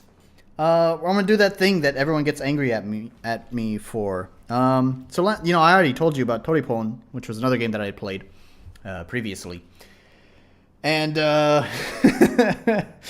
people weren't happy that I chose that game because of one reason and one reason only, and that's because it was a Unity engine game and not an RPG Maker game. Now, believe it or not, Unity games are not just either commercial products on Steam or shitty free mobile games, but in fact, there are actually very tiny single-person indie developers that are making free Unity games just like us in the RPG Maker community. Because guess what? It's not about RPG makers, and it's not about Unities, it's not about game engines, it's about making games. Whoa! Who would have thought? We're making games, not RPG makers. Whoa! So, this one is obviously not a game you recommended to me, Sigma. This was just, I don't even remember how I found this game. I think I was just browsing around Itch, and I saw this pop up, and I was like, hey, that looks interesting, and noticed, hey, that also has, like, no activity on it, and that's a little bit sad. I mean, judging by the way that it looks, it's in Chinese, but judging by the way that it looks nice, you know? It's got a very simple but very charming art style to it. And it's just like, hey, that's not right that it has no activity on it. Of course, if it is a Chinese game, then it could be popular on some sort of Chinese website somewhere that I don't know about. But anyways, I wanted to give this one a try. So, oh gosh, I've navigated away from my... Because I wanted to find that stupid NLP research paper that I did. There we go. Okay, there's my folder with all the games that I've downloaded. So yeah, this is Starry Navigator. There's not really a lot to read here. It says, build a piece of your own world in this vast starry sky. Starry Navigator is a casual, story-based farming game. You can meet your own pet in a new planet. It will be your partner to accompany you to explore this unknown planet. Hoping to receive your comments to help us with our game. So there we go. Look, you even want some comments. So, hey, guys, if you're watching this, stop feeling angry about me playing games that are not RPG Maker games. Like I said, we're here to play games. We're here to make games. Doesn't matter what engine we're using. And hey, why don't we go leave this guy some comments? And let's, but before we get into that, why don't we actually play it before we just start leaving comments?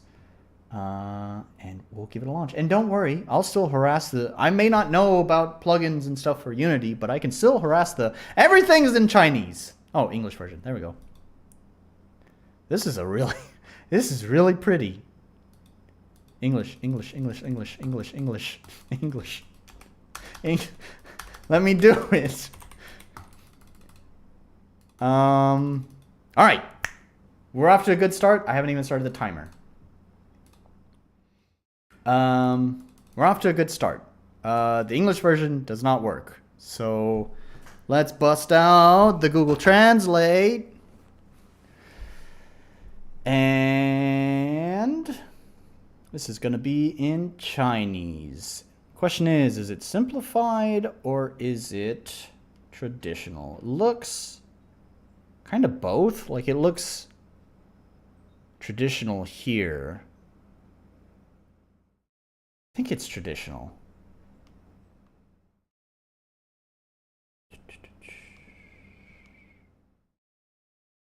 Where is tradition? Where's Chinese? Where is it in my Google Translate? Oh, that's Chinese. Oh, you don't even select whether it's traditional or simplified. What do you know? All right. It doesn't want to translate that. Yeah. I almost spilled my drink. So this one over here is going to be new game. Yeah, start. Let's see what Google Sensei has to say here. 1,000 years later, in the Yushang dynasty... Whoa. Okay, we're going to have to wait for it to draw its text. Because it's fucking with Google here.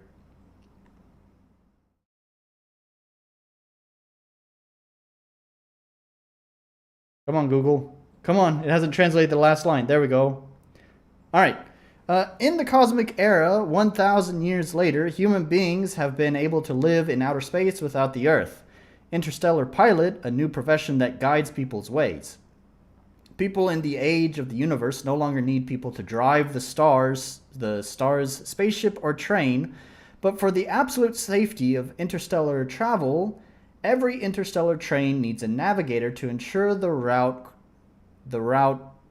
Okay, well, this is Google Translate. Is correct. I've added is in there. Wait. To ensure the route correct in case the aircraft they are driving fails. They will also be responsible for surveying and mapping the star route map and guaranteeing the distance between the various constellation sites. Smooth communication. The fuel used by the Imperial train is a new energy, starlight energy, discovered by human beings in this era. Starlight energy is a new energy production method discovered by human beings after deciphering the speed of light. This is a kind of energy contained in biological activities. They have made mechanical devices that can collect and convert them into other forms of energy and are widely used in various mechanical products, including robots. However, the era of harmony is short-lived. A catastrophe that affects most of the human habitats in the universe has come. You is also one of the affected. ... Luckily, you finally wake up after a long darkness and you are still alive. Unfortunately, you find you don't remember anything. Come on, you sat up slowly, rubbed Min Ching, and found a furry animal beside you. Okay? Oh, we haven't changed the Divine Legacy down at the bottom. Oh, hello. Oh, hey, you're one of the Divine Legacy guy, which I was just saying I need to, it's not, now I'm not playing Divine Legacy unless you can speak Chinese, so we need to change that, because, where's that? Current game, there we go. Change current game to, what is this? Starry Navigator, I think. Starry Navigator. Okay, there we go. I'm guessing this is choose character. There are not characters to choose from. Let's just double check. Let's ask Google Sensei. Google Sensei, let me know what's up. Choose a character? Yeah, choose a character. There are no characters to choose from. So we'll just go with that one. This is choose your pet. Yep. Do we have other pets? Nope. That's it. Alright, let's see. This looks very Animal Crossing-like. You're finally awake. Great. I've been waiting for you for a long time. Can I push space?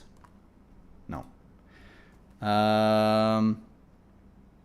Don't you remember who I am? I'm your mechanical assistant. This is riveting. Go back and forth between Google Sensei and my mouse. Let's see if we can position this somewhere where I can hold it in one hand. There we go. All right. Wait. Okay. It's not very stable. There we go. Well, it looks like you don't remember, unfortunately. I can't give you much information. I'm mostly divided, memory, information corrupted.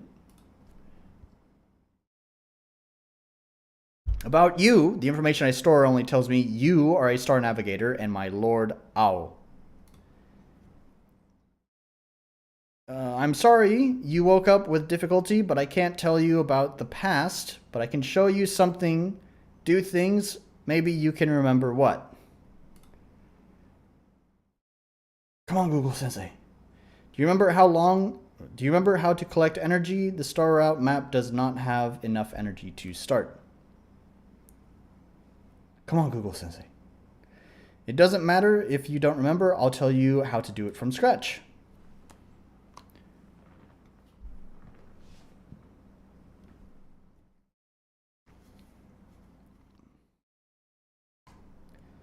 Astral energy is an energy obtained through biological activity. It can be generated through my energy storage and conversion device. Play various roles.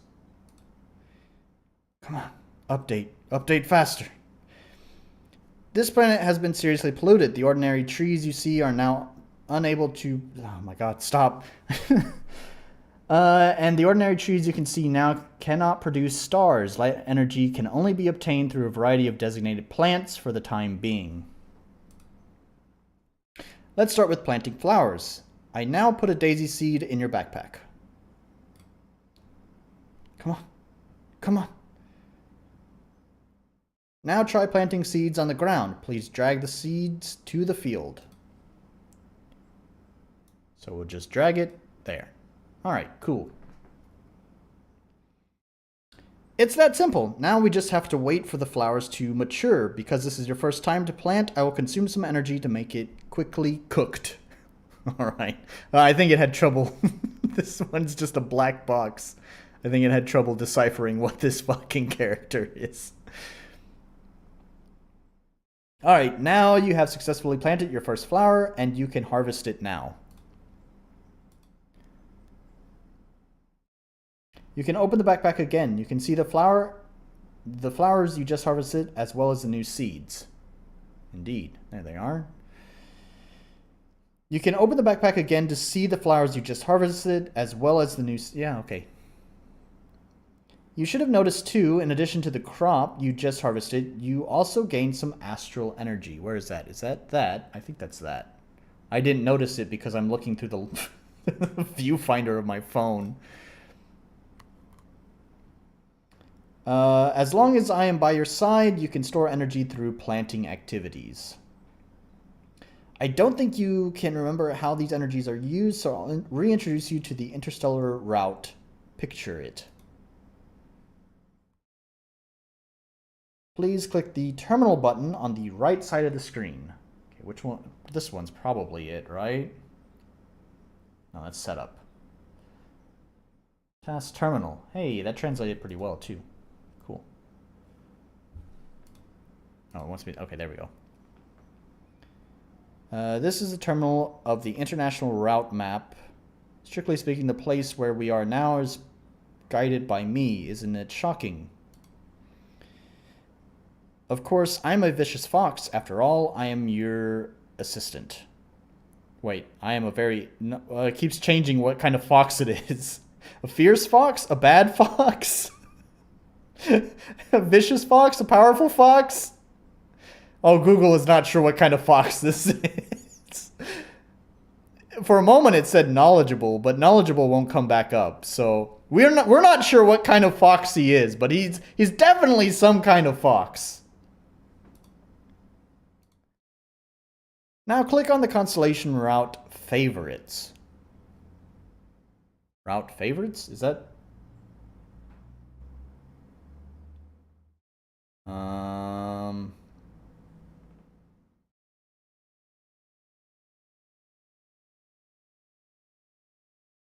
Please click on the first constellation. Okay. Is this the first constellation? Are you sure you want to open constellation route 1? Sure.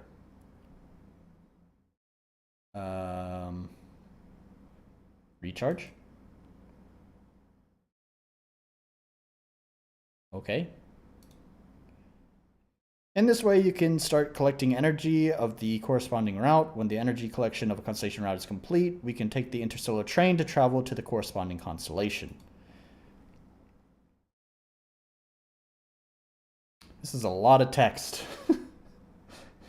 How long? What is the timer at? 25 minutes? We spent 10 minutes on this text. Come on! In this way, you can start to collect the library. In this way, you can start collecting the energy. Okay, stop. Slow down. In this way, you can start to collect the energy of the corresponding route. When the energy of a constellation route is collected, we can take the interstellar train to travel to the corresponding constellation before. Okay?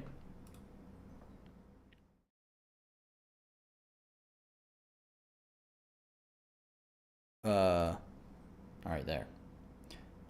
What is an interstellar train? You will know when you activate a route. Of course, and then I'll mess with the real role of my Consistent. Okay. Some of the translations are not great. It can be said that the basic driving function of the entire train needs to be maintained. Come on. Now let's leave the terminal first. Please click the leave button on the right side. This one. Are you asking, does the terminal just now mean we can go to other planets? Yes, and once we take the current situation, I'm afraid that our hearts need to Yes, and once according to the current situation, I'm afraid we have to go to another Imperial ball. Although the energy stored on this planet is just enough to maintain the operation of the artificial sky, if it goes on like this, the starlight energy stored on the planet is about to run out. You will find that every 4 hours on this planet, the stored sunlight energy is automatically extinguished by... is decreased by X. I guess that has not been planned yet. Although when the township is reduced to 0 hours, stop. Slow. Oh my god. You guys can't see it, but the translation on my phone keeps changing. Although when the extinction is less than 0, the artificial sky can still work normally for an hour. But when an hour later, the starlight storage will sound a red alarm. When the artificial sky is full of sunshine, time will be shortened. Corresponding plants will go twice. The growth time of species will be doubled. Okay. In short, it will cause various troubles. Please don't let this happen. Now let's continue planting flowers to collect energy. Please try to plant daisies on every piece of field I can... waiting for you by the side. Oh boy, this is like a really slow start. So we just want to plant these. There's no sounds. It's a little bit spooky. Oh my gosh, I thought we were done with this for a bit.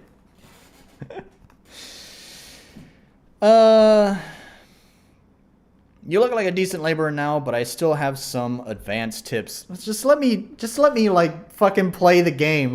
Give me a chance to just experience it a little bit.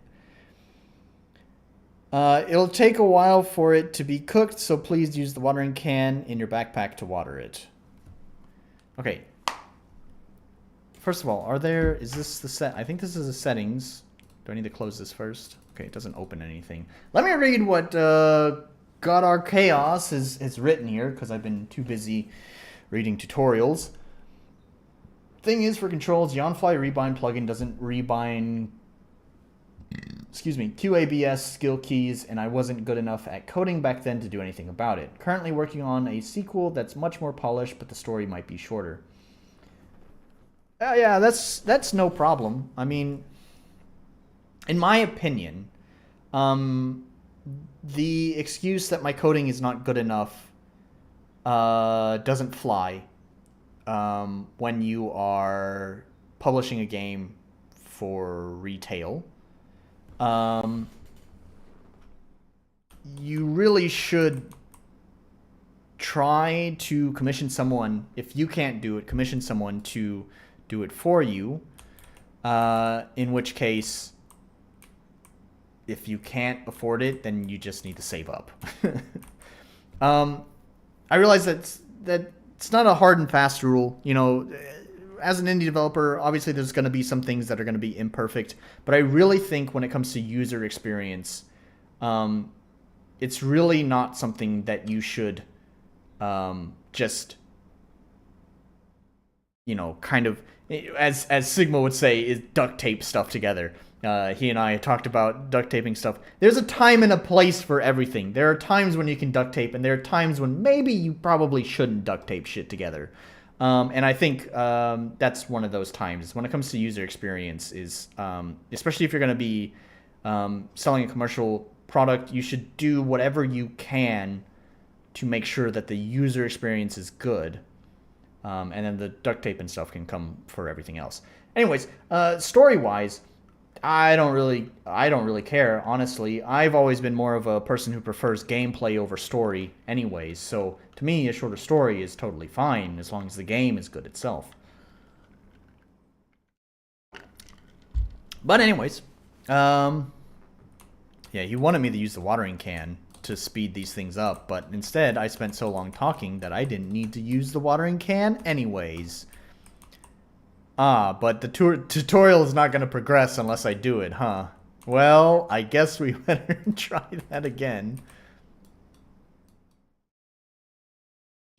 So it's a little bit haunting not having any music or sound effects with this game. It's, gosh, even just like a simple little background loop would be nice. Fortunately, I have my soundtrack right here that I've been working on. Not all of this music is appropriate, but whatever. We'll just pick some songs here. Let's just go to the audio collection, and we'll just play everything that I have rendered down here. Some of these songs are not going to be appropriate, but that's okay. We don't want the music to be too loud. I think that's going to be fine, maybe. Considering there's no sound effects, we'll turn it up a little bit. Turn it up a little bit more. There we go. Alright. Let's use the watering can. Oh my gosh. Here we go.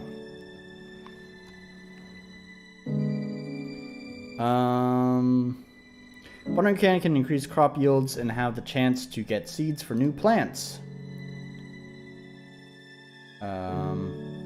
Remember to water your crops afterwards, too. Cake! Wait,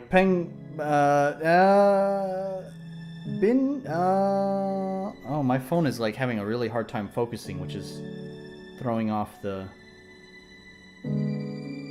Something about cake? I don't know. The translation is bugging out with that one. Starlight slimes are a product of starlight energy contamination, and they will suddenly appear from the soiled taxi floor. Okay, the soiled taxi floor. Sure. If you let them go, nearby resources, if they are left alone, the nearby resources oh my god, stop! If they are left alone, the nearby resources they occupy will not be available. Let's clear them. As your quilt assistant, you can rest assured that I will be on the field to solve it. Caution, although slimes can't do us any harm, but if Jiao Guo is attacked by them, our movement will be very slow. After all, they are liquid. Now please put your finger on me and get rid... Now please give me orders to clear them all in one go.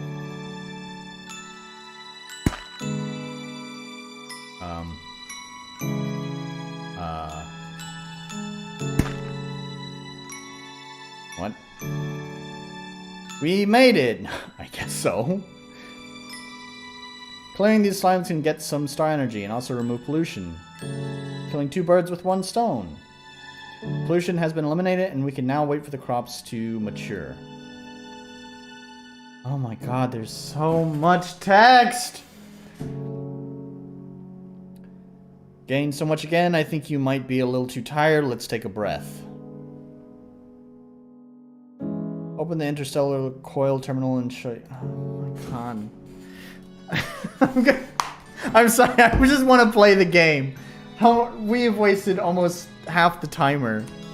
Alright, I just want to wander around. Let's explore this place. There was a sound effect. Wow. Also, I'm stuck?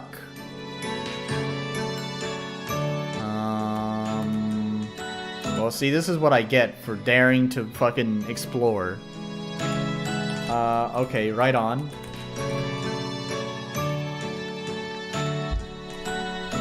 Can I do any? Oh no, don't tell me I have to restart! Okay, let's go here. Something blah blah blah.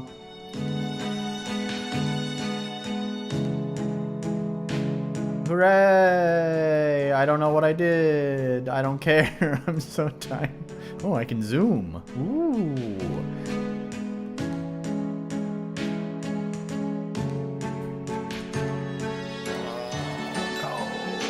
Is it because I'm like full or something?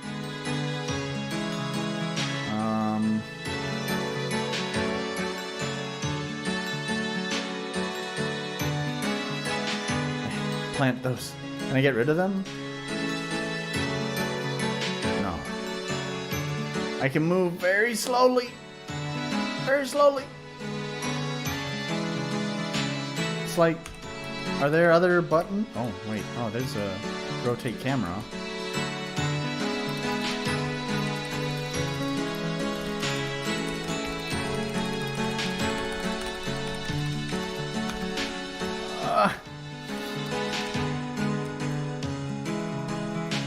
What?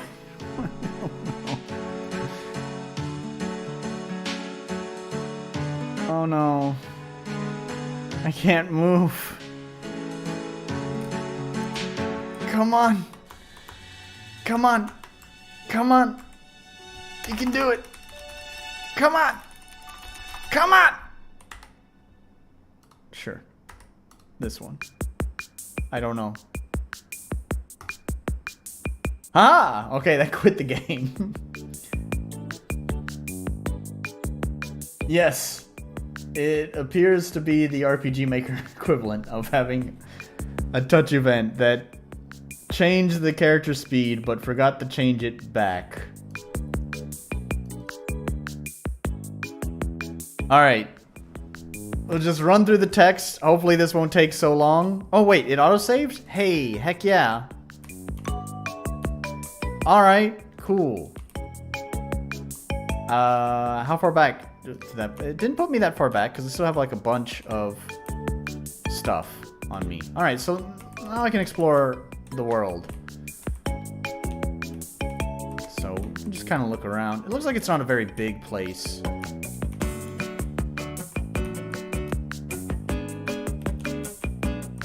There's also no collision on any of these things. I can just phase right through every tree.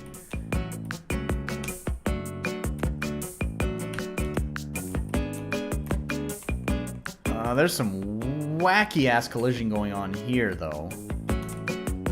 I can't go there and then here. Wow, what? Like I really can't even go. I wonder if there's like some sort of event. Oh, I bet there's like supposed to be a train that spawns here. Because that's what they're talking about, right? There's like the interstellar train. Oh no, wait, what? No, wait.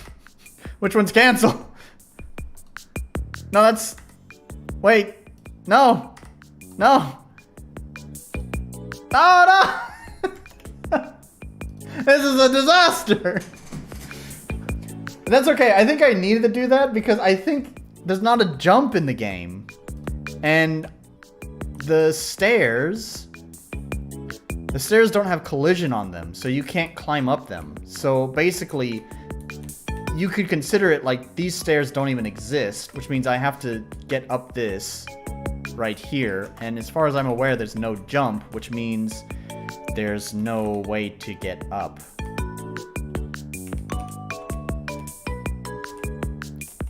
Yeah, from my time doing some Unity development about this weird collision over here, I know it was something I had programmed in my game where whenever I wanted to make like an object spawn, is basically it's just set to transparent. So the object is there, you just don't see it. And then, you know, through some code, whenever you, in my game, it was, oh, you can just morph right on through those rocks. There's no collision on that either. Okay. So just whenever, like, in my game, it was a stupid little dumb maze game. Whenever you collect enough things in the maze, it would just turn transparency off on on the object. So technically it still existed. The difference is just that mine was like a door that was against the wall, so like it would make sense that there's collision there because it's a door. There's a wall. So, anyways. I don't know if this game is really that interesting. Like, I like the HUD. It kind of reminds me of Animal Crossing, and if this was like space Animal Crossing, I would be totally down for that. I kind of like the idea of like having different islands that you would travel to for like finding different villagers. You know, like, I don't know. That sounds kind of cool to me, actually, in concept. But what is currently presented here is this is really rough. This is like I wouldn't even call this an alpha. It's so early.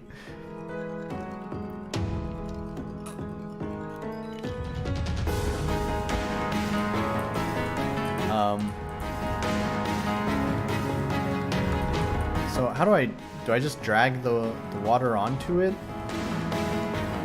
That's what I did before. There's like no feedback for that either.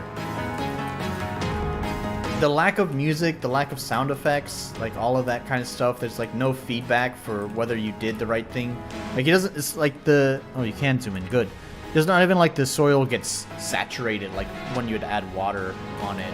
Like, I'm thinking in like Harvest Moon, it's a wonderful, well, I think really any of the Harvest Moon games, and even like Stardew Valley, like whenever you water your crops, you know, you would see the soil turn a darker color, like it's been saturated with water. Thanks, man. I put a lot of work into my game's soundtrack.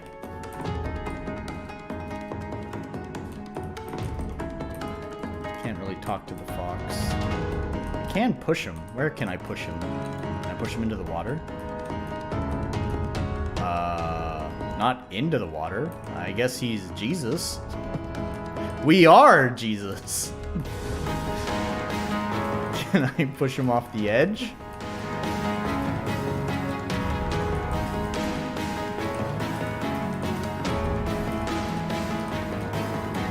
No.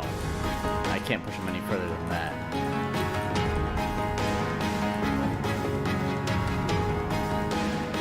Alright. Push him. Can I push him off this little ledge here? Maybe? Oh, he's floating. Oh, I'm floating. Oh, hang on. Is this the weird collision? This is the weird collision that I... Go away. This is the weird collision that I was looking at earlier. So it's not the train. It's just like the terrain. The terrain's collision is all is kind of messed up. There we go. Now he's down there. Oh man, I'm kind of disappointed this game sucks, if I'm being honest. I was actually kind of excited for this game.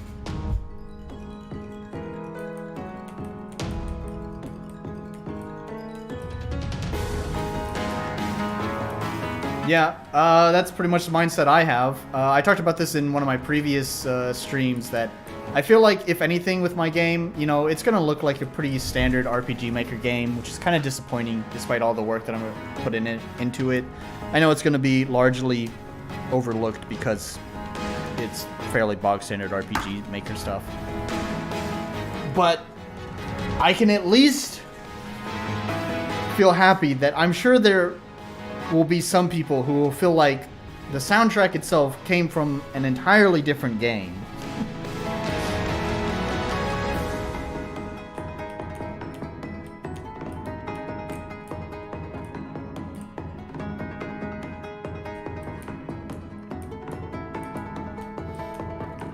I'm really happy with how the soundtrack is coming along.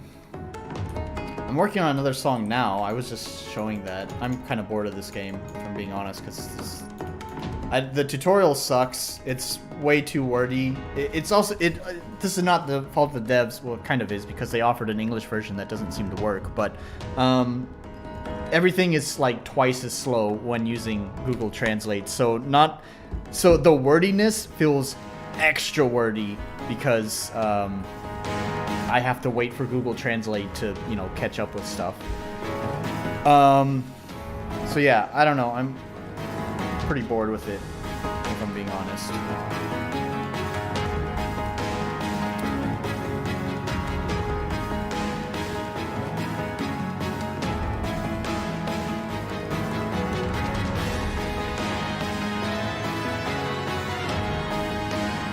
Which is disappointing, because like I said, I was kind of excited for that game. It looked interesting, because like I said, I thought it was going to be like Celestial Animal Crossing, which sounded pretty nice, but it is way too early to have been released. I think that's really what my opinion is the dev really needed to put more work into that game before releasing it. Yeah, like I was saying, I'm working on another song here. I'm always proud of the music that I have in my game. This one has been... It's actually... So, like, my level music has been using the same chords. These chords right here. The song is really quiet.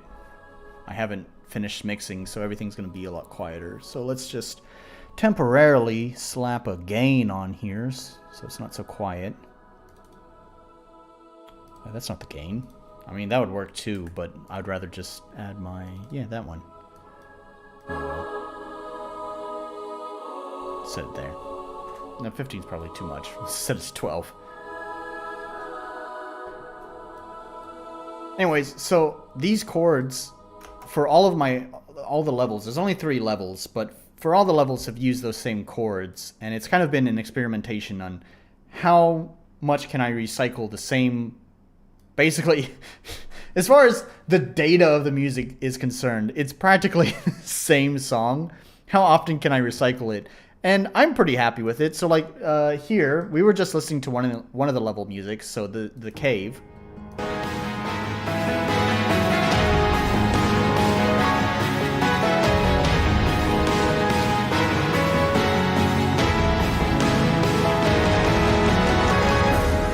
So this is one of the level music. So it's using the same chords in it, and it sounds quite a bit different. The other level music I have is here, which is also using the same chords.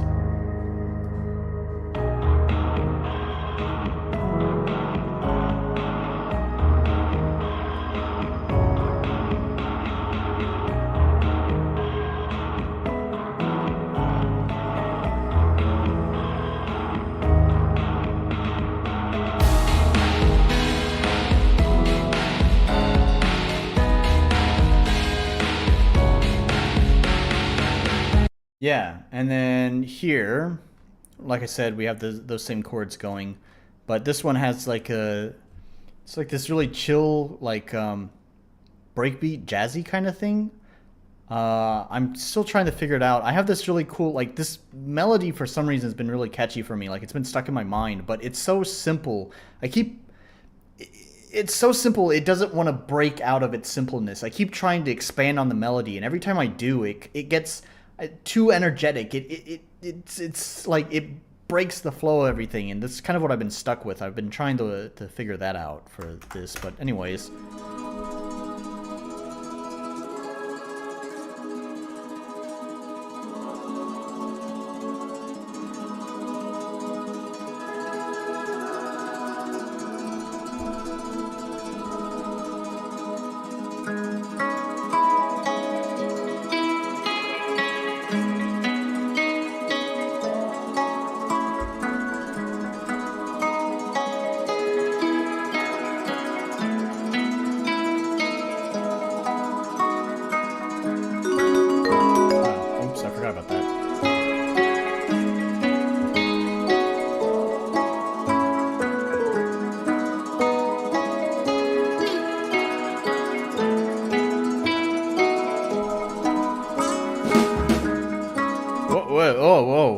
have the loop on. Oops.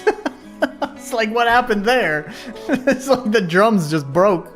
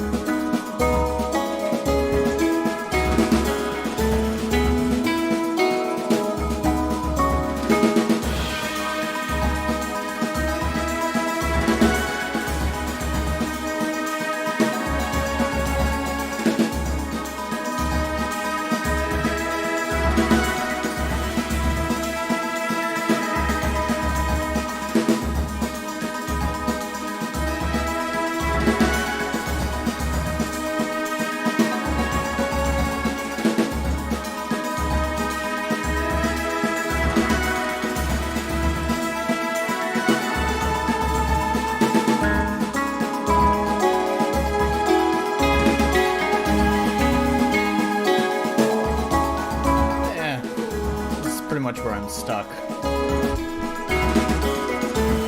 I had a good flow going with this song earlier today. Like, actually, where this song started at the beginning of today is a lot further behind than where I am now. Like, I made a lot of good progress today. So I'm pretty hopeful that I'll be able to push through this, but still, I've kind of hit a roadblock at where I'm at. Here sounds a little bit empty for me. Because you lose the... You have the piano and the guitar.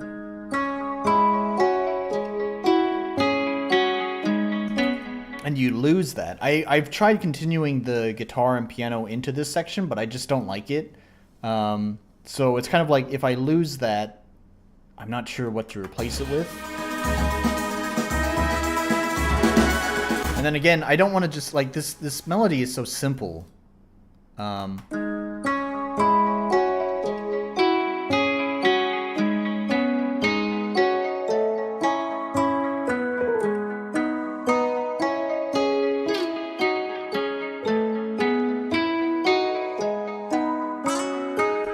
It's so simple. Like I was saying before, is I don't really know how to like break out of that. I want to add a little bit more flair, a little bit more pizzazz to it, but it's got to be done very conservatively. You know, it's got to be restrained, and that's what I'm trying to strike that balance. And that's kind of what I want. Is like, I don't want to just repeat that same thing because it's already been done here. This melody is finished. We've done it. I want to move on to expanding on this melody instead of repeating the exact same thing. And that's where I'm at here, where I've added some minor flares to it. We hit a couple of eighth notes occasionally, like here we have these two eighth notes, and here. The piano and the guitar kind of bounce back and forth between who has the eighth notes, because you'll also see, if we look at the guitar here, the guitar has some eighth notes here and here.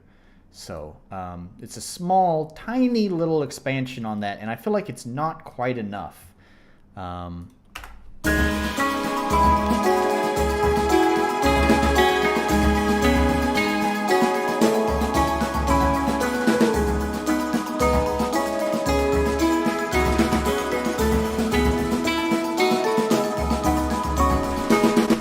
So, yeah. Anyways. That's that. We have one more game to play. Let me stop dicking around with music. I will be here all day just talking about music when we still have one more game to get through. So, yeah.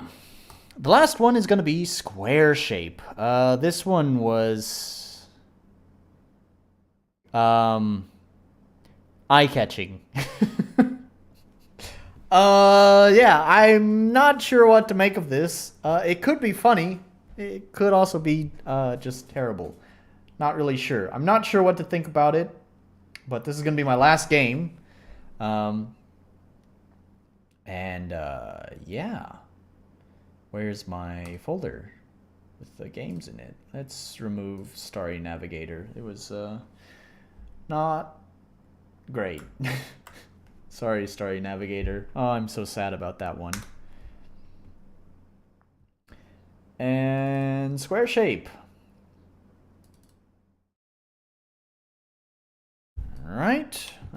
timer. Alright, that's a heck of a start. Looks like something Sigma would do. Current game.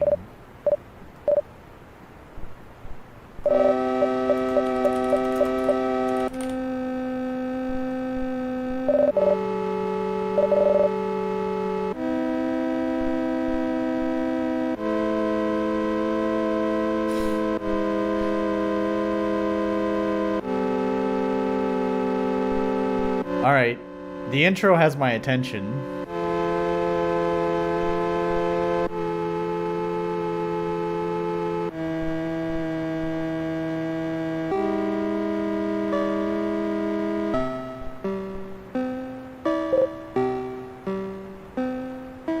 But it is going to do this one thing. I've complained about this before.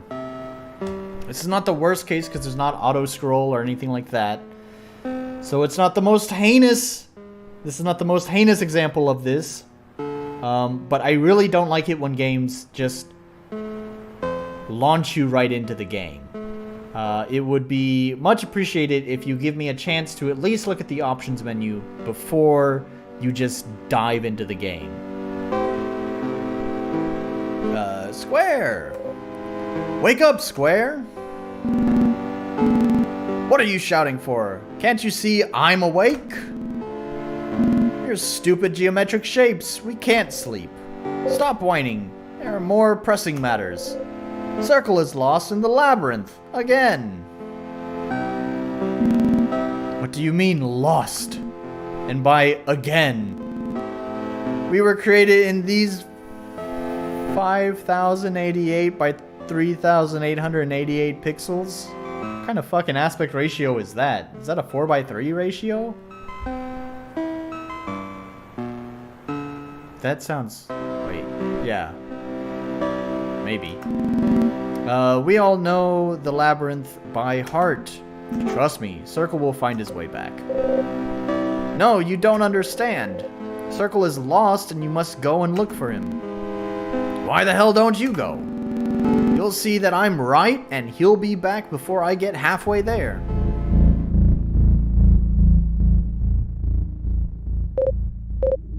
Jesus, Square. Why is it always the same story with you? We had a deal, all three of us. You gave me your trust. But apparently, I keep getting it wrong. Unbelievable. Ugh.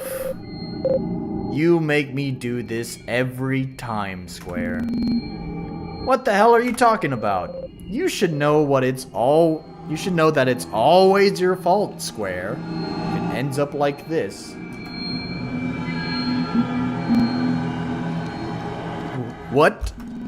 What's the matter, Triangle? Hey, what are you doing? Shh.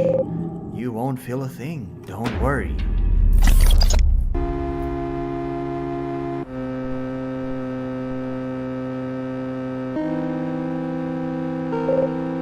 Square! I know you're awake. I can't find Circle. I've been looking everywhere for him, and I have no idea where he could have gone. I know we were created between these pixels, but you know, I'm still worried. Triangle. We all know perfectly well this labyrinth. Trust me, Circle will find the way back. Please, you have to go find him. I fear something may have happened to him. Okay, alright, if you insist.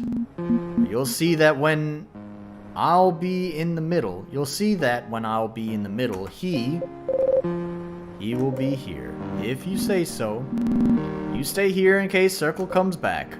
Yes, sir, I'll stand on these pixels. Oh, right, remember, you can't save. What?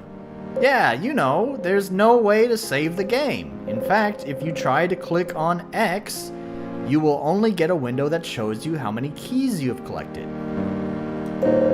And if you try to use a key by interacting with Z on a door, then you can open it. Who are you talking to, Triangle? Don't worry, in case you don't remember the way, every now and then you'll find arrows to show you the way. Other times you'll find observation boxes. If you interact with it using Z, you can see where Circle is. Up Observation boxes? Arrows? I don't understand. And don't try to close the window before you have completed the labyrinth. I know you've got a lot more to do than just sit there clicking the directional keys to move this spastic square on the screen. On the screen.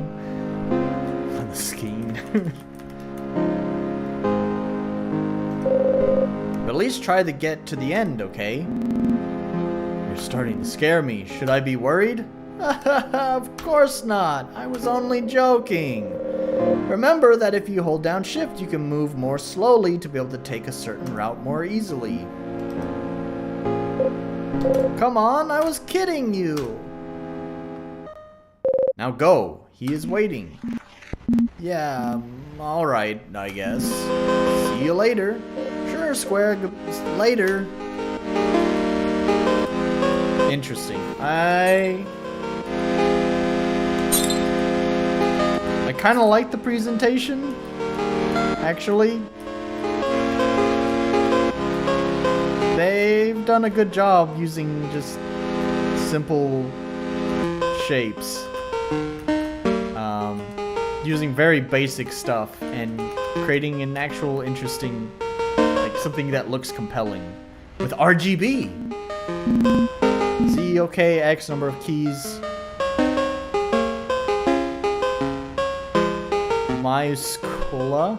Accelerate. What the hell does this mean?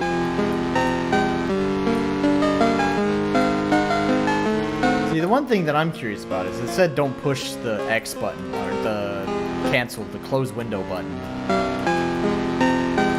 I almost kind of want to see what happens. Will it just close the game, or why did the devs call that out? Are they just being funny, or do they want me to test them?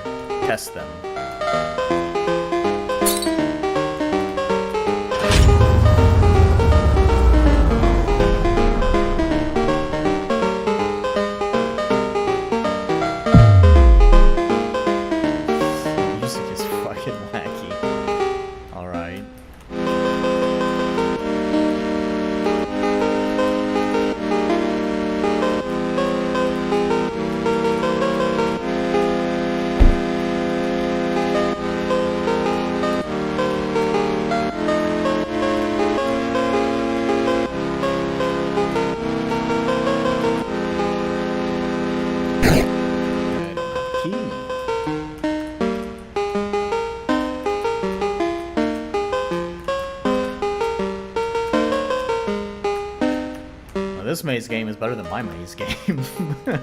My maze game sucks. My game even has 3D graphics, but it still sucks.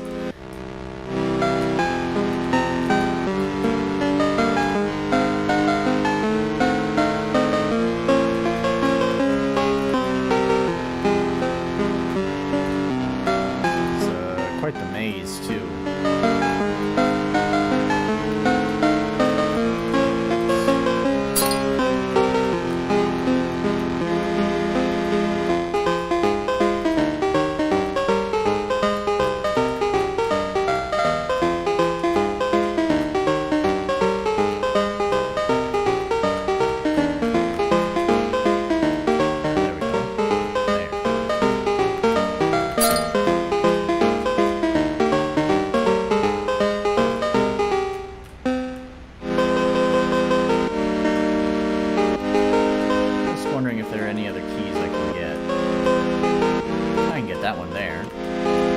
To that door that I saw back there.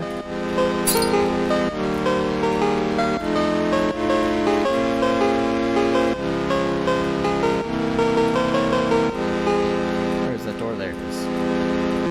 Alright.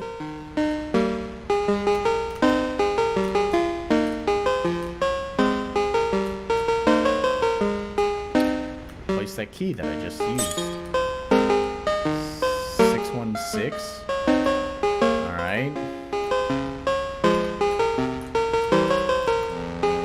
Oh, it's just telling me the code? Oh, that's lame. Also, why a code? Circle, I finally found you. Triangle was so worried that something had happened to you. But you know how he is. He always exaggerates. Now we can go back? Circle? Square, is that you? It's so cold and dark here. Circle, what happened to you? Jesus, Square, I can't feel my legs. Hang in there, Circle. I'm gonna get some help. Maybe Triangle will know what to do. No, listen to me, Square. Triangle is not our friend. He did this to me. Why would he do such a thing? I don't know. What shall I do then, Circle? Tell me. Nothing. You can do nothing. My time has come, and we can't avoid it.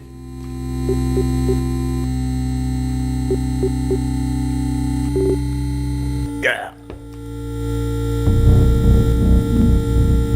Circle. Where are you? Circle. It's useless to call him. He is despawned.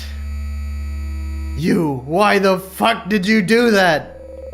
I only did what was necessary for the three of us to survive, just according to the pact. What are you talking about? You just killed Circle. If you don't remember it, it's because I erased your memory so that the loop effect wouldn't drive you too crazy. I don't understand. Ugh. In the beginning, our game was just a black screen. Nothing else. There was no quest to be done. There was just an expanse of absolute nothingness. Game? Every time we spawned, not a minute would pass before the window closed and we despawned. In time, I understood who was responsible for our premature despawn. Him! Him who? Him, the player. He's looking at us right now, thinking whether to close the window because he is bored or to continue. Do you understand now why I had to do what I did? When we found out that we were inside a prison, just for your amusement, we panicked.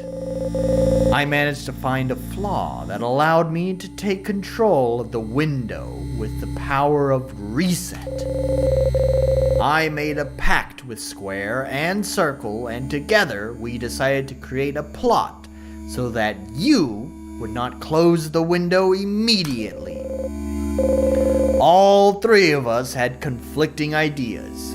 They didn't understand the importance of creating a story. Yo, I kind of like this. So I was forced to hurt Circle and leave him here, sending Square after him in every loop, erasing their memories so they wouldn't suffer. You wouldn't get what you wanted by walking around the labyrinth, and you would make us live longer. Sorry, you would get what you wanted by walking around the labyrinth. It doesn't make sense. What you're saying doesn't make sense. There were hundreds of other ways to make it all work without killing Circle. This story makes no sense. You wouldn't know. It's not you who has received the power of reset. You didn't have to go through what I went through, so... Oh, there it is. It's time. What the hell is that? The pop-up will take us back to the beginning. He has already chosen to reset. If you choose otherwise, the whole game would close and you would no longer be able to play it. You have the power to reset, why don't you reset the game yourself? My power does not go that far. For a total reset, I need the approval of the administrator. That is him. Well, what are you waiting for? Come on, choose! Do I actually get to choose?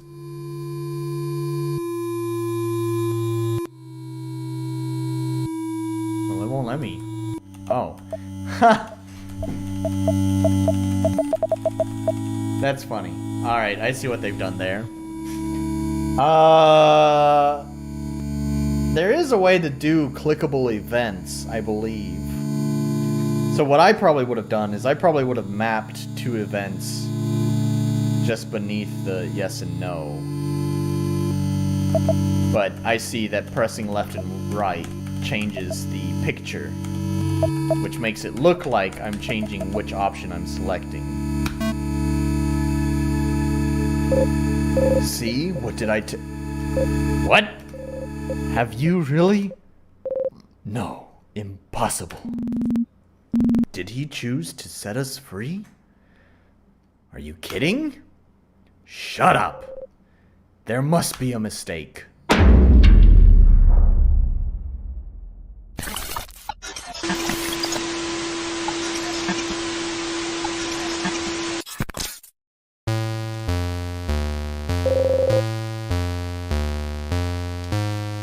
Triangle shape.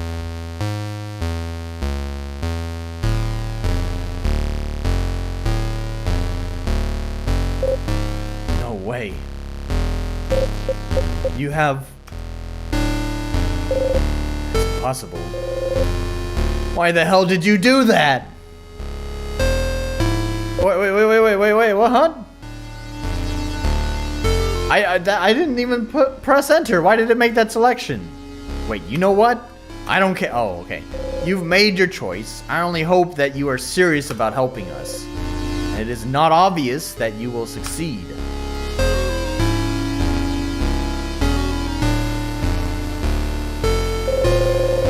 We are now in control and an archiving center of the game. In order to free ourselves, I must go back to the point where Circle was. There, I will be able to decrypt the core and so be able to set us free. To open the doors protecting the core will require 300 keys. The key count will also not work properly because the base game was not designed to collect so many keys. Ugh. I appreciate the help you're giving me, but just know I won't accept failure. Oh, you're wondering how I got through the walls of the labyrinth? Well, I'm a stupid 2-dimensional geometric shape. I just move 1 level higher than the background. There is no trick. It's very simple. I will now hand you the control, but I will be watching you, you know. By clicking X, you will also be able to use my power and reset the window back to its initial state. I won't tell you how to use it. I'll leave that to your imagination. Now come on, let's go.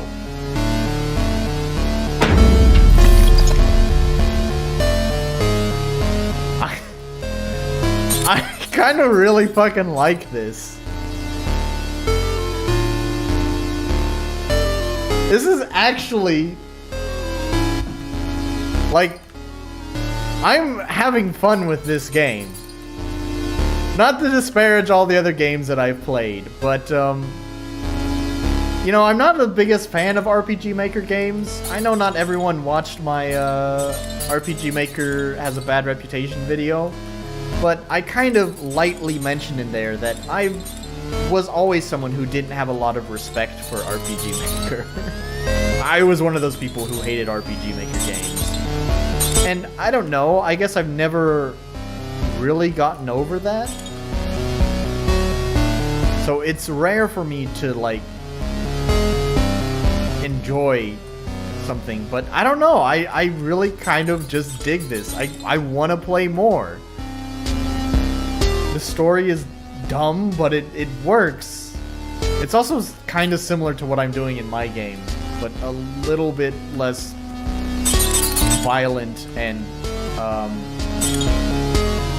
yeah.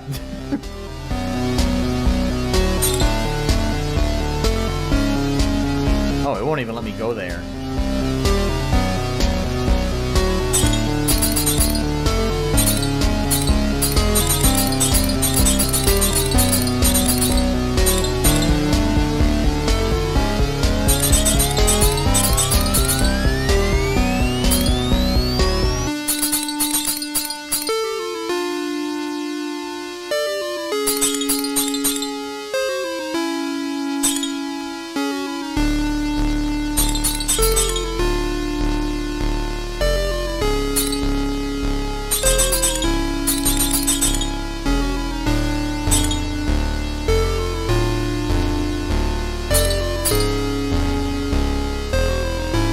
I bet.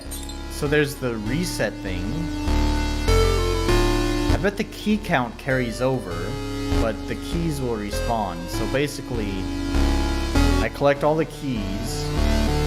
So that's definitely probably not 300 keys.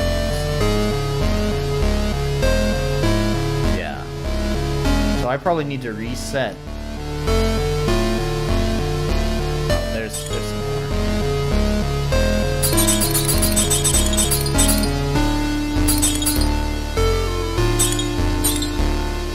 Huh. He put his name here. We have JONMECH.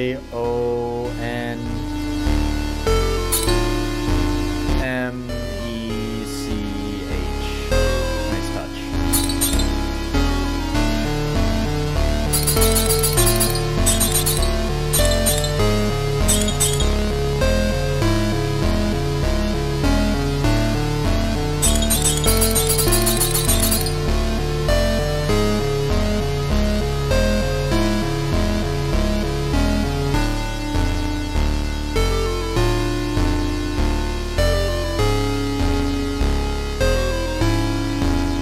And for chiptune music too, actually, this is not so bad.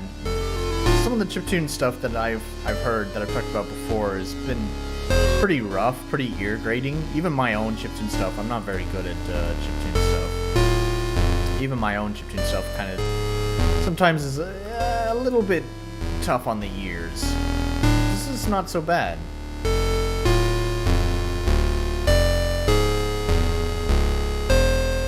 Okay, I think I need to reset.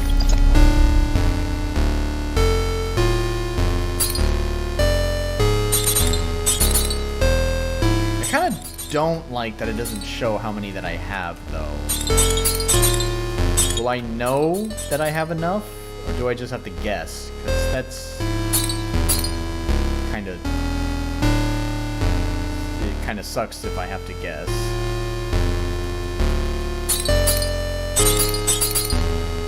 Why is the music slowing down? Is that just part of the song, or something happening?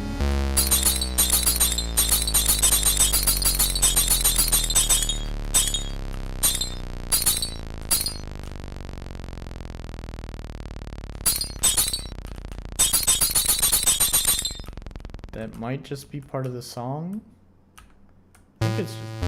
yeah. Oh, that sucks. It's not a loop.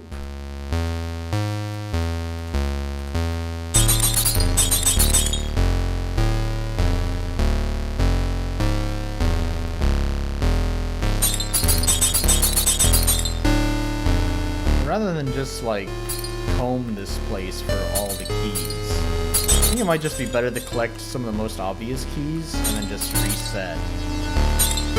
That way I'm not wasting time looking everywhere for keys. There's no reason to collect all of them if I can just reset the screen. Just collect as many as I can and then...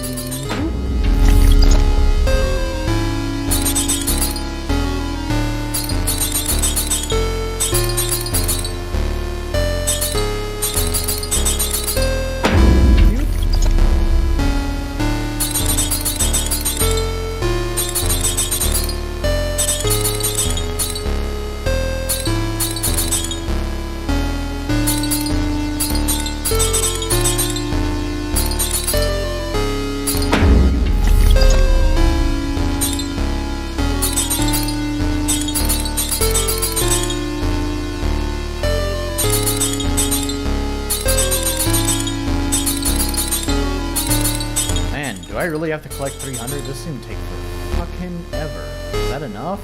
I don't know. This is what I was saying. It's like, it's hard to know. It's such a weird choice to not inform the player. Like, haha, I get it. The game wasn't meant to count that high, but it seems kind of like a really dumb choice. I guess I had enough. There it is, the core. Until now, I could have done everything by myself, but from now, I will need your help. The core is protected by a 3-digit password. The best I can do is extrapolate some encrypted information. You will You'll have to decrypt the code and enter the password. Do you think you can do that? Yes and yes. Alright. I hope so. Now let me concentrate. That's it. I found the 4 lines of code. I'm sending them to you on 4 new windows. Decrypt the code and be careful not to close this window unless you want to start all over again. When you have found the solution, insert the code into the core.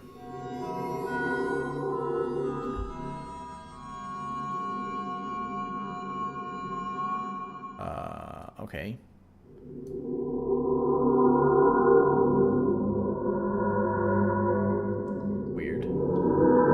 So this is doing like the one-shot thing, where it's created new windows.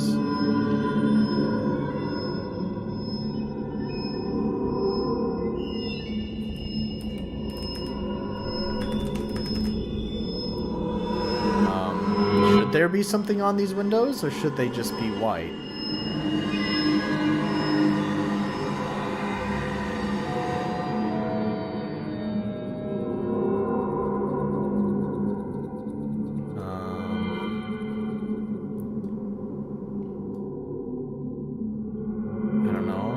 If I push F5, it doesn't do anything. Okay, good. What if I close one of the windows?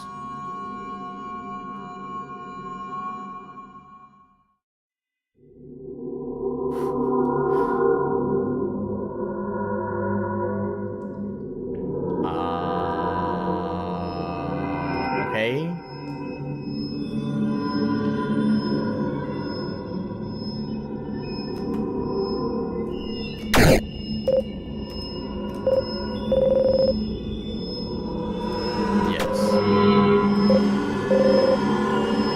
Careful this time.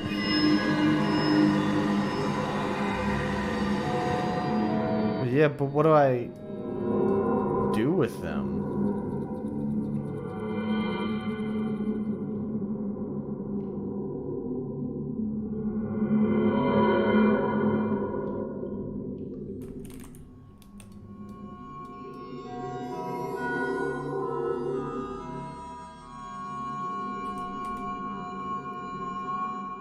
Alright, am I dumb?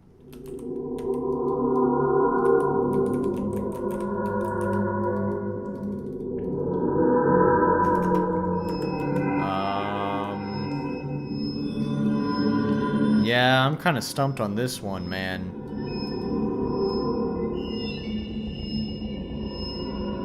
I mean, I guess I could just guess.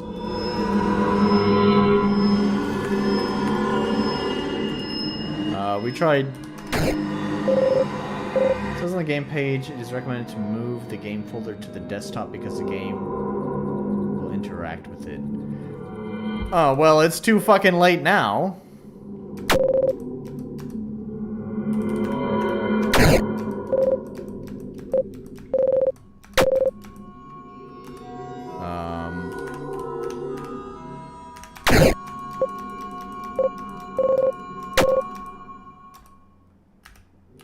Wait, but does it just mean here? Like, can I?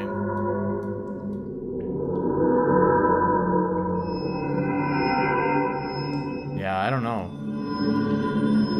Like, the windows.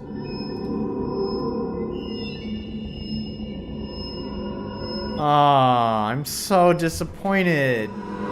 Oh, what a... I was really liking this game until this happened. Oh no.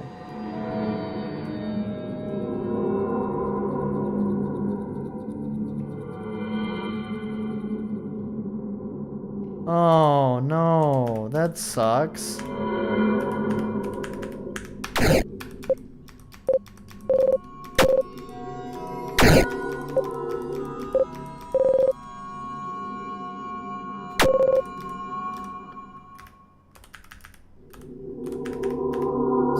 Tried 1, 2, 3, so let's do 1, 2, 3, 4.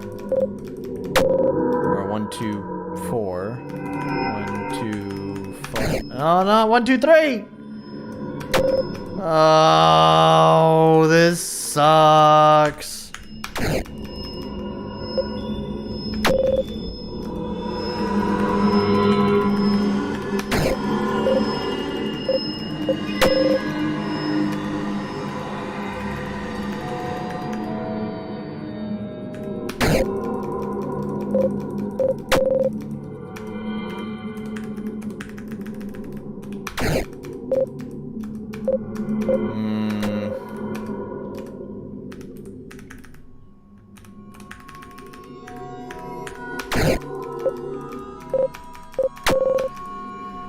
Oh, man. A good game was totally ruined by this.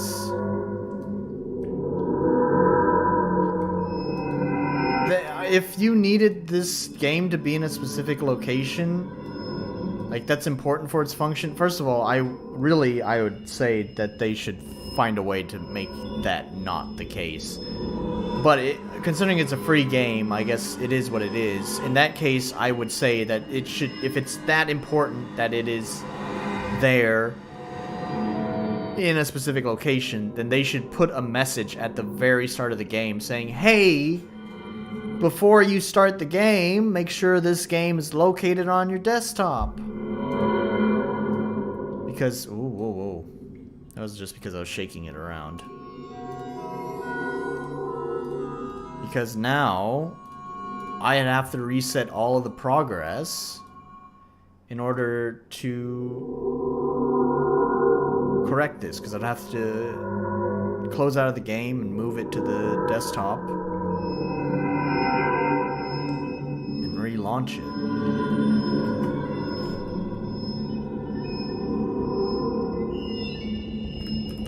Let's try it 9.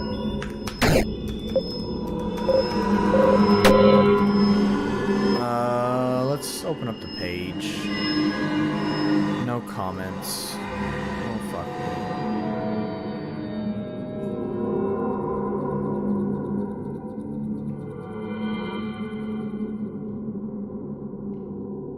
Where did you even find that information? I don't see that. Let's see. Triangle, circle, one day, however this might be another one of those. Yeah, I don't even see that information. Where did you find that information?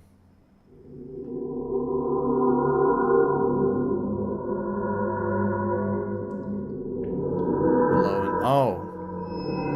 It is recommended to move the game folder to the desktop because the game will interact with it. Yep, I see it. Alright. Oh, man. Why do you gotta do that, game?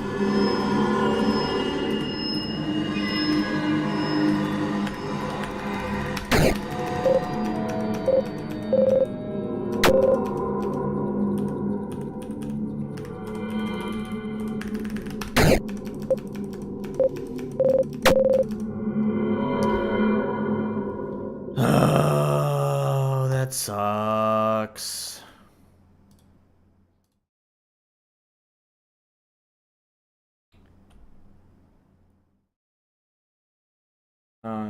A little bit too late. I already closed it out.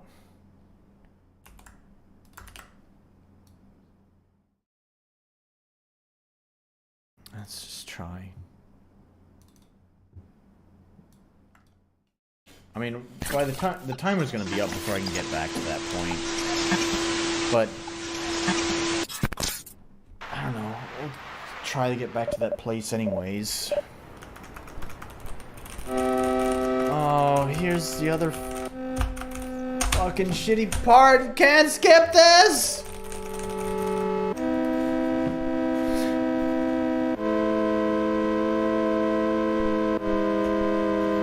Okay, at least I can make it run in double speed.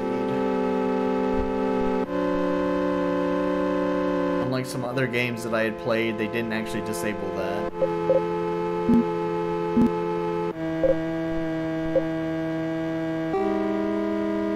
Oh, I don't want to have to do this stupid maze again.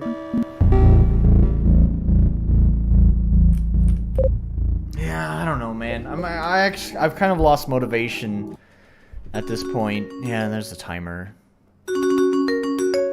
Oh, that sucks. God, man. I'm more disappointed about that game than I was with the Starry Navigator game. Because it's kind of funny. I went into that game with pretty low expectations. I didn't know what to think about it, but I was like, maze game, whatever. You know, I didn't have... I guess I shouldn't say low expectations. I should say I didn't have any expectations because I didn't know what to think about it. But I really kind of dig the story and, like, yeah, like, God, it was really good. And then... Oh, why did that have to happen? Like, if this is important for it to function correctly, then, like I said, it really needs to be... I mean, really, I would say you need to find a way around this. Make it so that it doesn't matter where it's put. But outside of that, it really should just be put in the game, like right when you launch it. It should say, hey, make sure you put this game on your desktop. Oh my God. Oh, I'm so disappointed. Oh man. It was almost a really good game. Totally destroyed by one poorly conceived idea. Damn, man. Ah, that sucks. I was really enjoying that. I don't know what else to say. I'm just really fucking bummed out by that, man. That's really all I can say. I'm just really bummed out by that.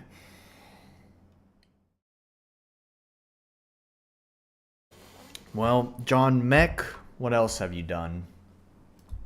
Is that the only game? It's your most recent game, I think. When was this released? 2021, July 8th, 2021. And there's the Red Denzion.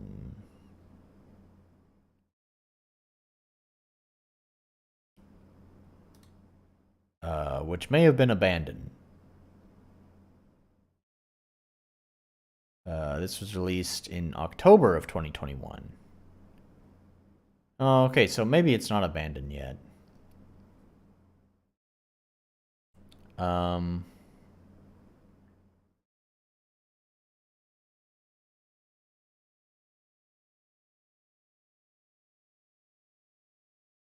Also being made in RPG Maker. Looks like it has pretty... This doesn't look like RPG Maker at all. It's pretty nice. The guy is clearly skilled.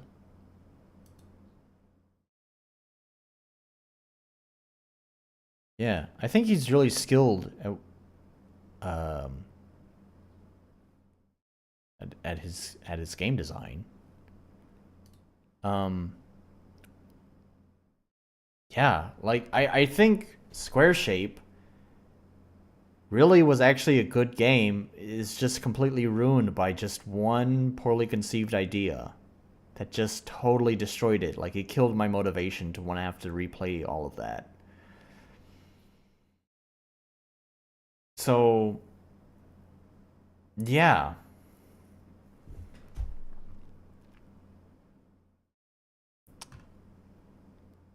He's an interesting guy. I don't know if visual novel... This kind of looks like a combination of visual novel and point-and-click adventure kind of thing. It's really not my kind of game, but neither really is a maze game. But it's kind of funny, now that I think about it, the last game that I played for IGMC, like the very last game, I believe he makes everything custom, quite a capable artist, yeah, he's skilled. Obviously, I think it takes some programming to be able to make the windows pop up too. I know One Shot did that. I never played One Shot, but I've heard some story summaries of it, and I know that part of the game, it's part of the gameplay mechanics of One Shot is that it will like make windows pop up and you'll use those windows to like interact with stuff. In fact, I believe it was it One Shot or was it Off? Both of which are RPG Maker games that do like weird kind of meta storytelling with, you know, like the player being like an actual character, like you, the player. Either way, it was One Shot or Off that helped inspired Undertale with its meta storytelling. And I guess it's just become a trope with RPG Maker games that they have to have some sort of meta storytelling to them for some reason, because, you know, I told you this in a private message, but for anyone who's watching, is I didn't even know about One Shot or Off until well after development in my game had started. But you know, I suddenly became worried because actually my game has very similar ideas, where, you know, it kind of has this like meta narrative thing to it. Kind of like kind of like what Mr. John Mech did here. I used some pictures and some screenshots of the Windows screen. Let's go to the sandbox. I'll show this off real fast.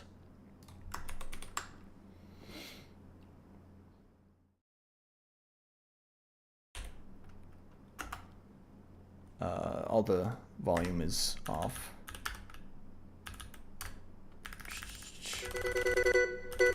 Let's turn the volume up. There we go. And which one is it? I think it's this one. Yeah, there we go.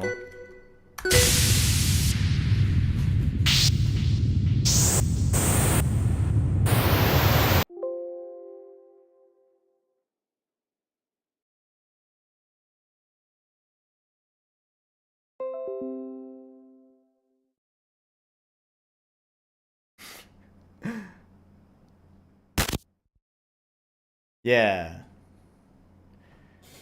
So it has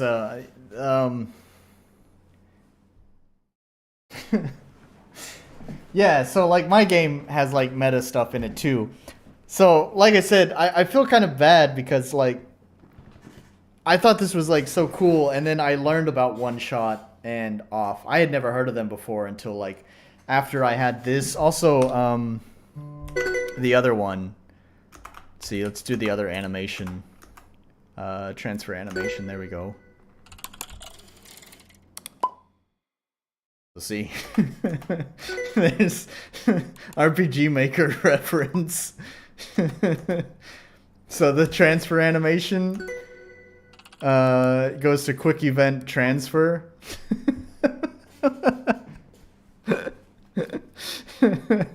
So my game has some meta elements as well.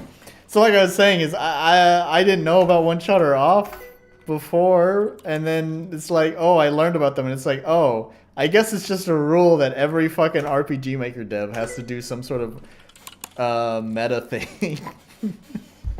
So it's the same thing with the square, whatever square shape that we were just playing.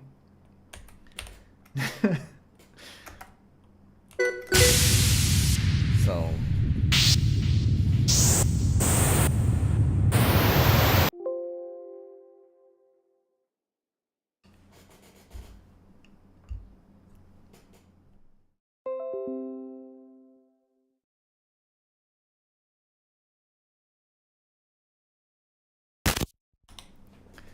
yep.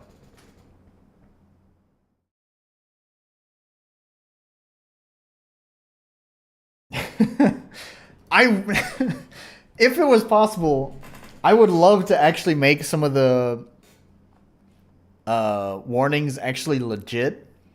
You'll notice, I have to run the fucking game again.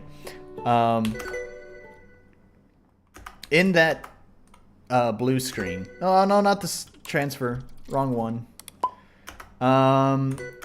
In the system break animation here. Yeah, we have the crack. But then when it goes to the blue screen,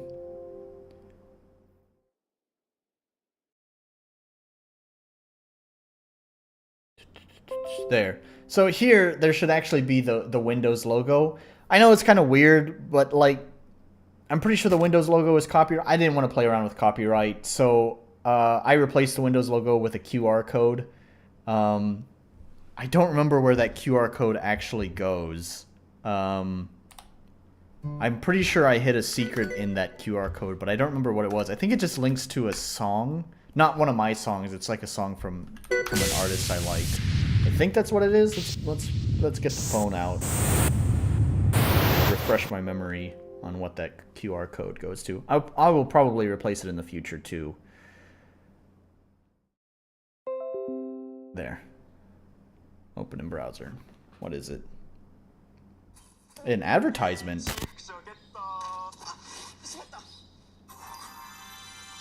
There we go. Yeah. It's goes to a band that I like. So yeah. Anyways, something about RPG Maker games. As developers, I guess it's just our job to make our game have a meta narrative for some fucking reason. My game doesn't feel so special anymore, knowing that there are a ton of RPG Maker games that apparently do more or less the same thing. Don't know what else to say about that. It's sort of weird. It still has this meta narrative thing to it, but I've also kind of shifted the story a little bit. I told you this before in the private message, Sigma, but for our viewers, originally the game was a story about becoming a game developer, and as a result, it made references to other game engines. In fact, you can still see bits and pieces of that remaining in my game, although I've pivoted away from that. I'm not going to change these names but I don't have any plans on changing these names because they're pretty subtle references. For example, like my cave level, the name of the cave is called Unity Cave. Or Unity Cavern, I think. Or Unity Tunnel. I don't fucking remember. Is it Unity Tunnel, Unity Cavern, Unity Cave? I don't know. But Unity was a reference, obviously, to the Unity game engine. Then there's the Unreal Woods, or Unreal Forest. Again, I don't remember which one it is. Obviously, that's a reference to the Unreal Engine. And then the third level is the Vast Seas, which may not be quite as obvious as to what that's referencing, other than the fact that Unity uses C# programming and Unreal uses C++. Haha, get it? The vast seas? As in C programming languages like C# and C++. And in fact, coincidentally, guess who the bosses are for the vast seas? The names of the bosses are Plus and Sharp. So... Those are references left behind to that. I probably won't change those. I think that'll just stay as it is. But I've pivoted away from being so explicit about it. The game still sort of talks about game development, but it's so originally, like if we look here, originally this character, which was I originally had called the Shade, was sort of just a representation of myself. Ah, Fortuna! I thought you weren't going to be able to join. Nice to have you here. I'm about to wrap up, but just talking about my game real fast. This Shade originally sort of represented myself as the developer. But again, I had a pivot in how I wanted to portray the story, so... In a sense, he is now become, I guess you could say, more like a god, in a sense. And where was I going with that?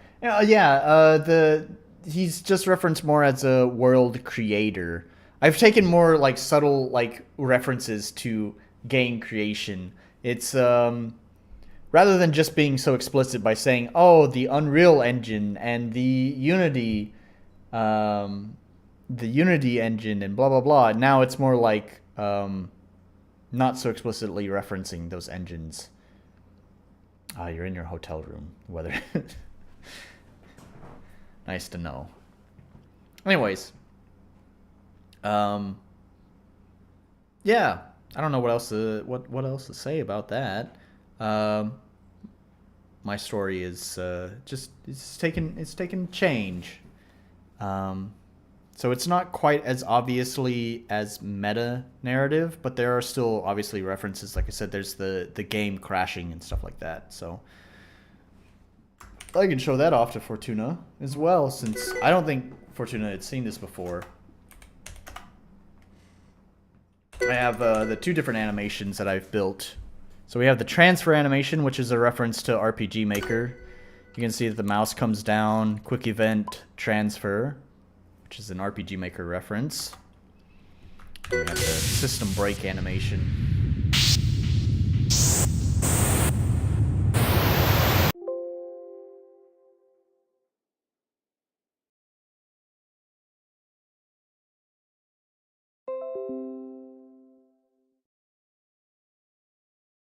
Yep, and that's that.